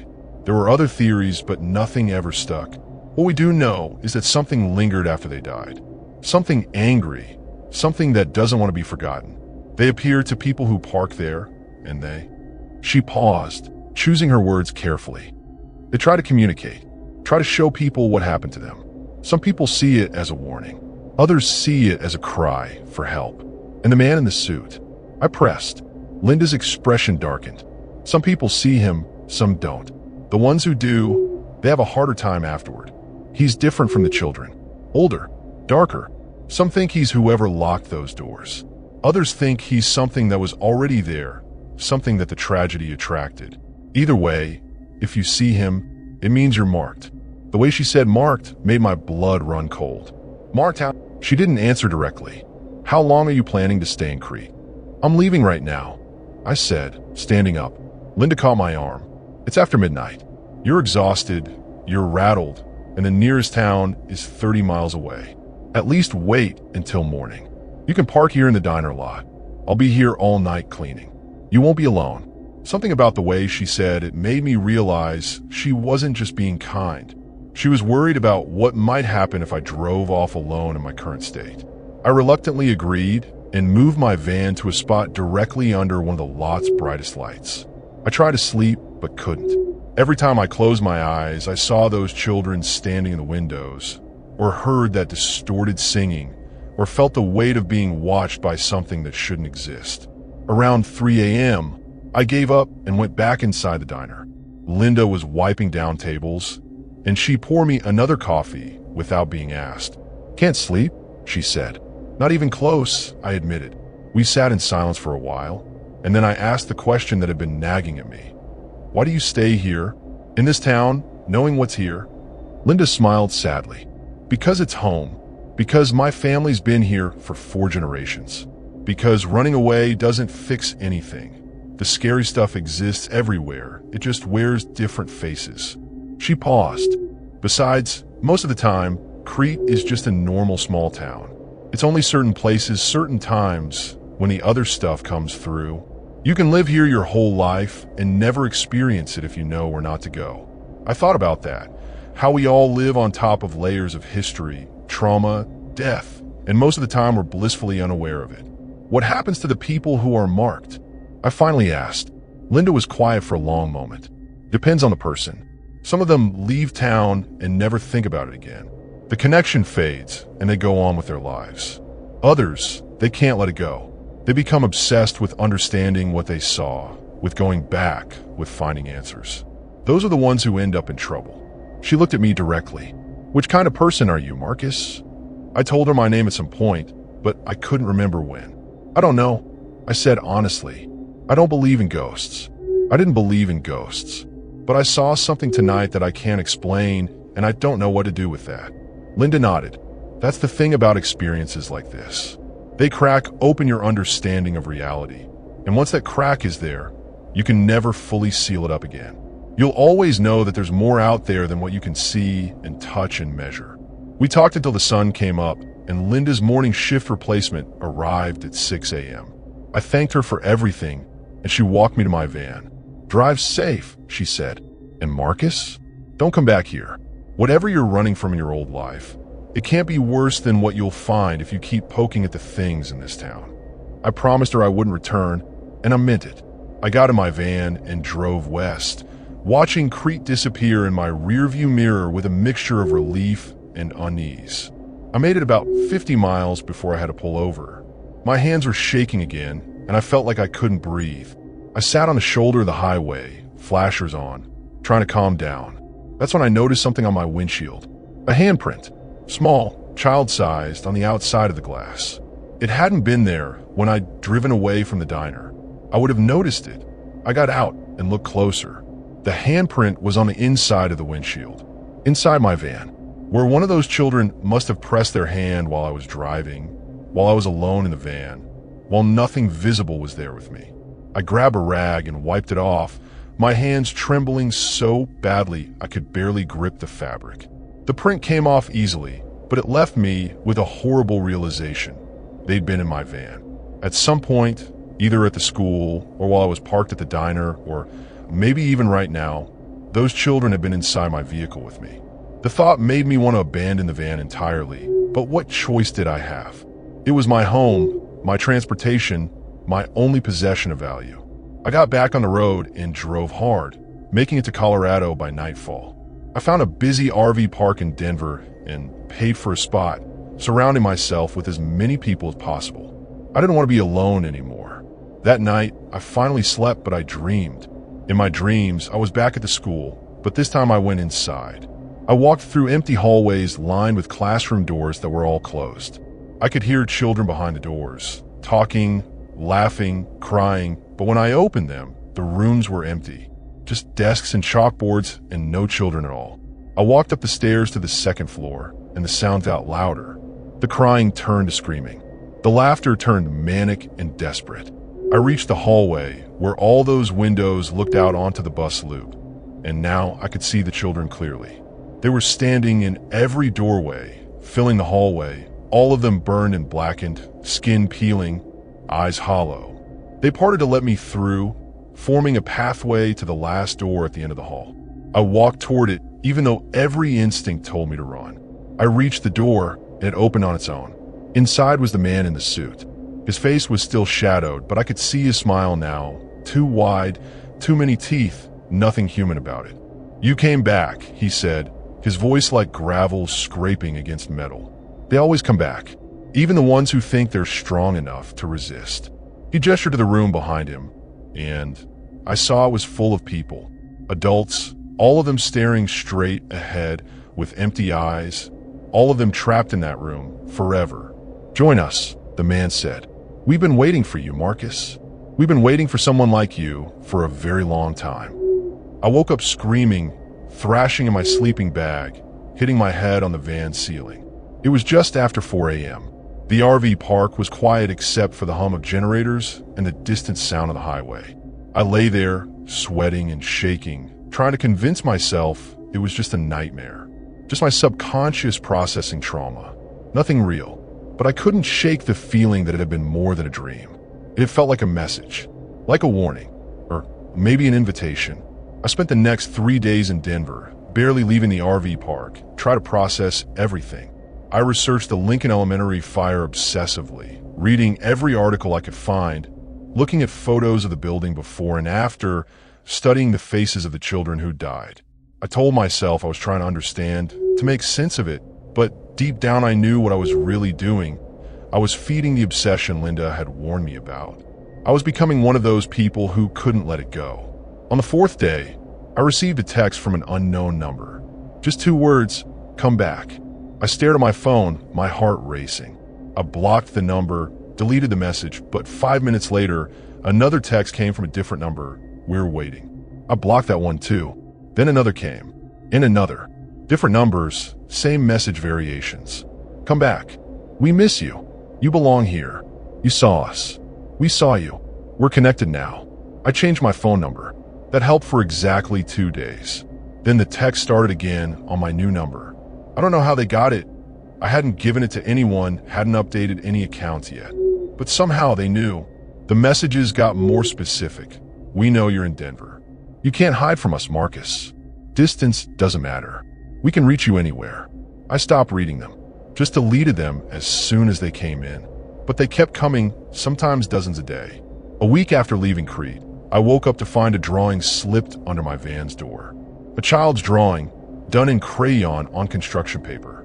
It showed a building on fire with stick figures in the windows. At the bottom, written in a shaky child's hand, "We burned, but we didn't leave. You can't leave either." I grabbed the drawing and ran to the RV park office. "Did you see who left this?" I demanded, showing it to the manager. He looked at it and shrugged. "Kids probably. They run around here sometimes." But there were no kids staying in the park. I checked. That's when I made my decision. I couldn't keep running from this.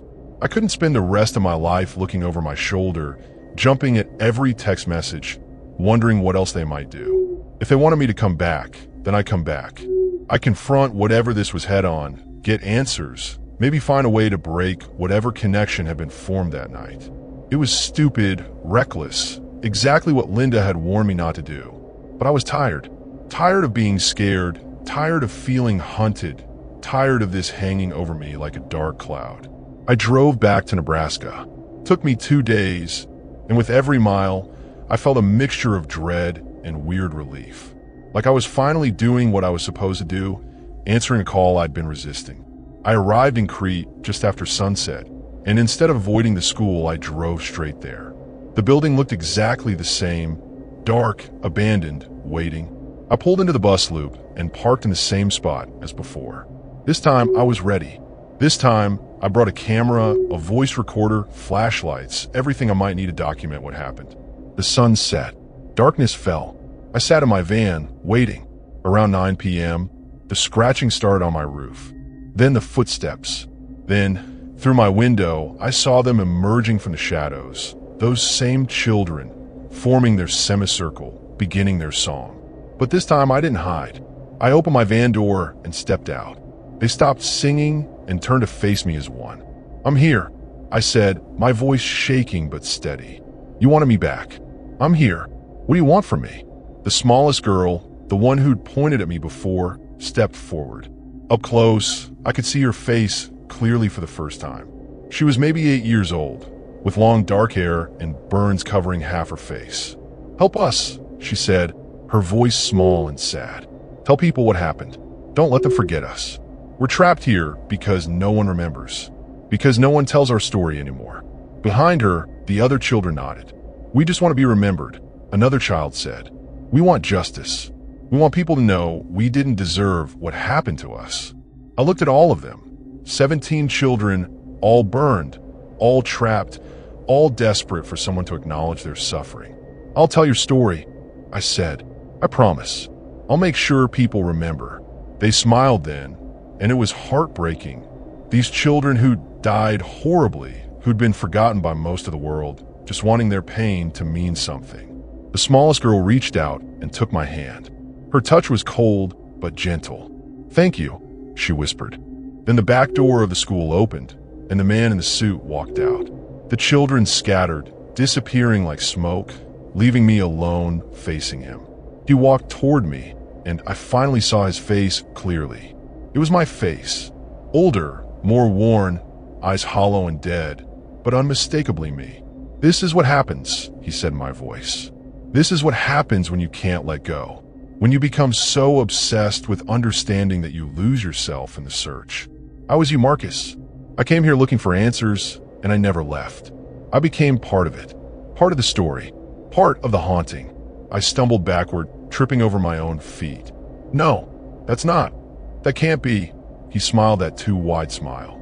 "It hasn't happened yet, but it will. Unless you leave now and never think about this place again. Unless you forget the children, break your promise, and go back to your regular life. That's the choice. Abandon them and save yourself, or keep your promise and become me." He pointed to the school.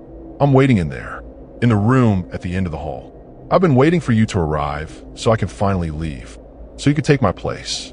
I ran, got in my van, started it, and drove. I didn't look back, didn't slow down, just drove until I couldn't stay awake anymore. I pulled into a rest area somewhere in western Nebraska and finally collapsed, sleeping dreamlessly for the first time in weeks. When I woke up, it was morning and I felt different, lighter somehow. I checked my phone, no text from unknown numbers. I looked at my van, no drawings, no handprints, no signs of anything unusual. It's been a month now. I'm back in North Carolina, staying with my brother while I figure out what's next. I haven't been back to Crete. I haven't told anyone about the children or their request or the man who wore my face. I broke my promise to them, chose to save myself instead of keeping my word. And the worst part? I think about them every day. Those 17 children who died in that fire, who just wanted to be remembered, who trusted me to tell their story. I abandoned them just like everyone else did.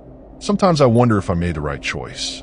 Sometimes I think about going back, honoring my promise, risking becoming that thing in the suit if it means those children get the recognition they deserve.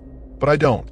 I stay here, living with the guilt, living with the knowledge that I'm a coward who put himself before dead children who'd already suffered so much.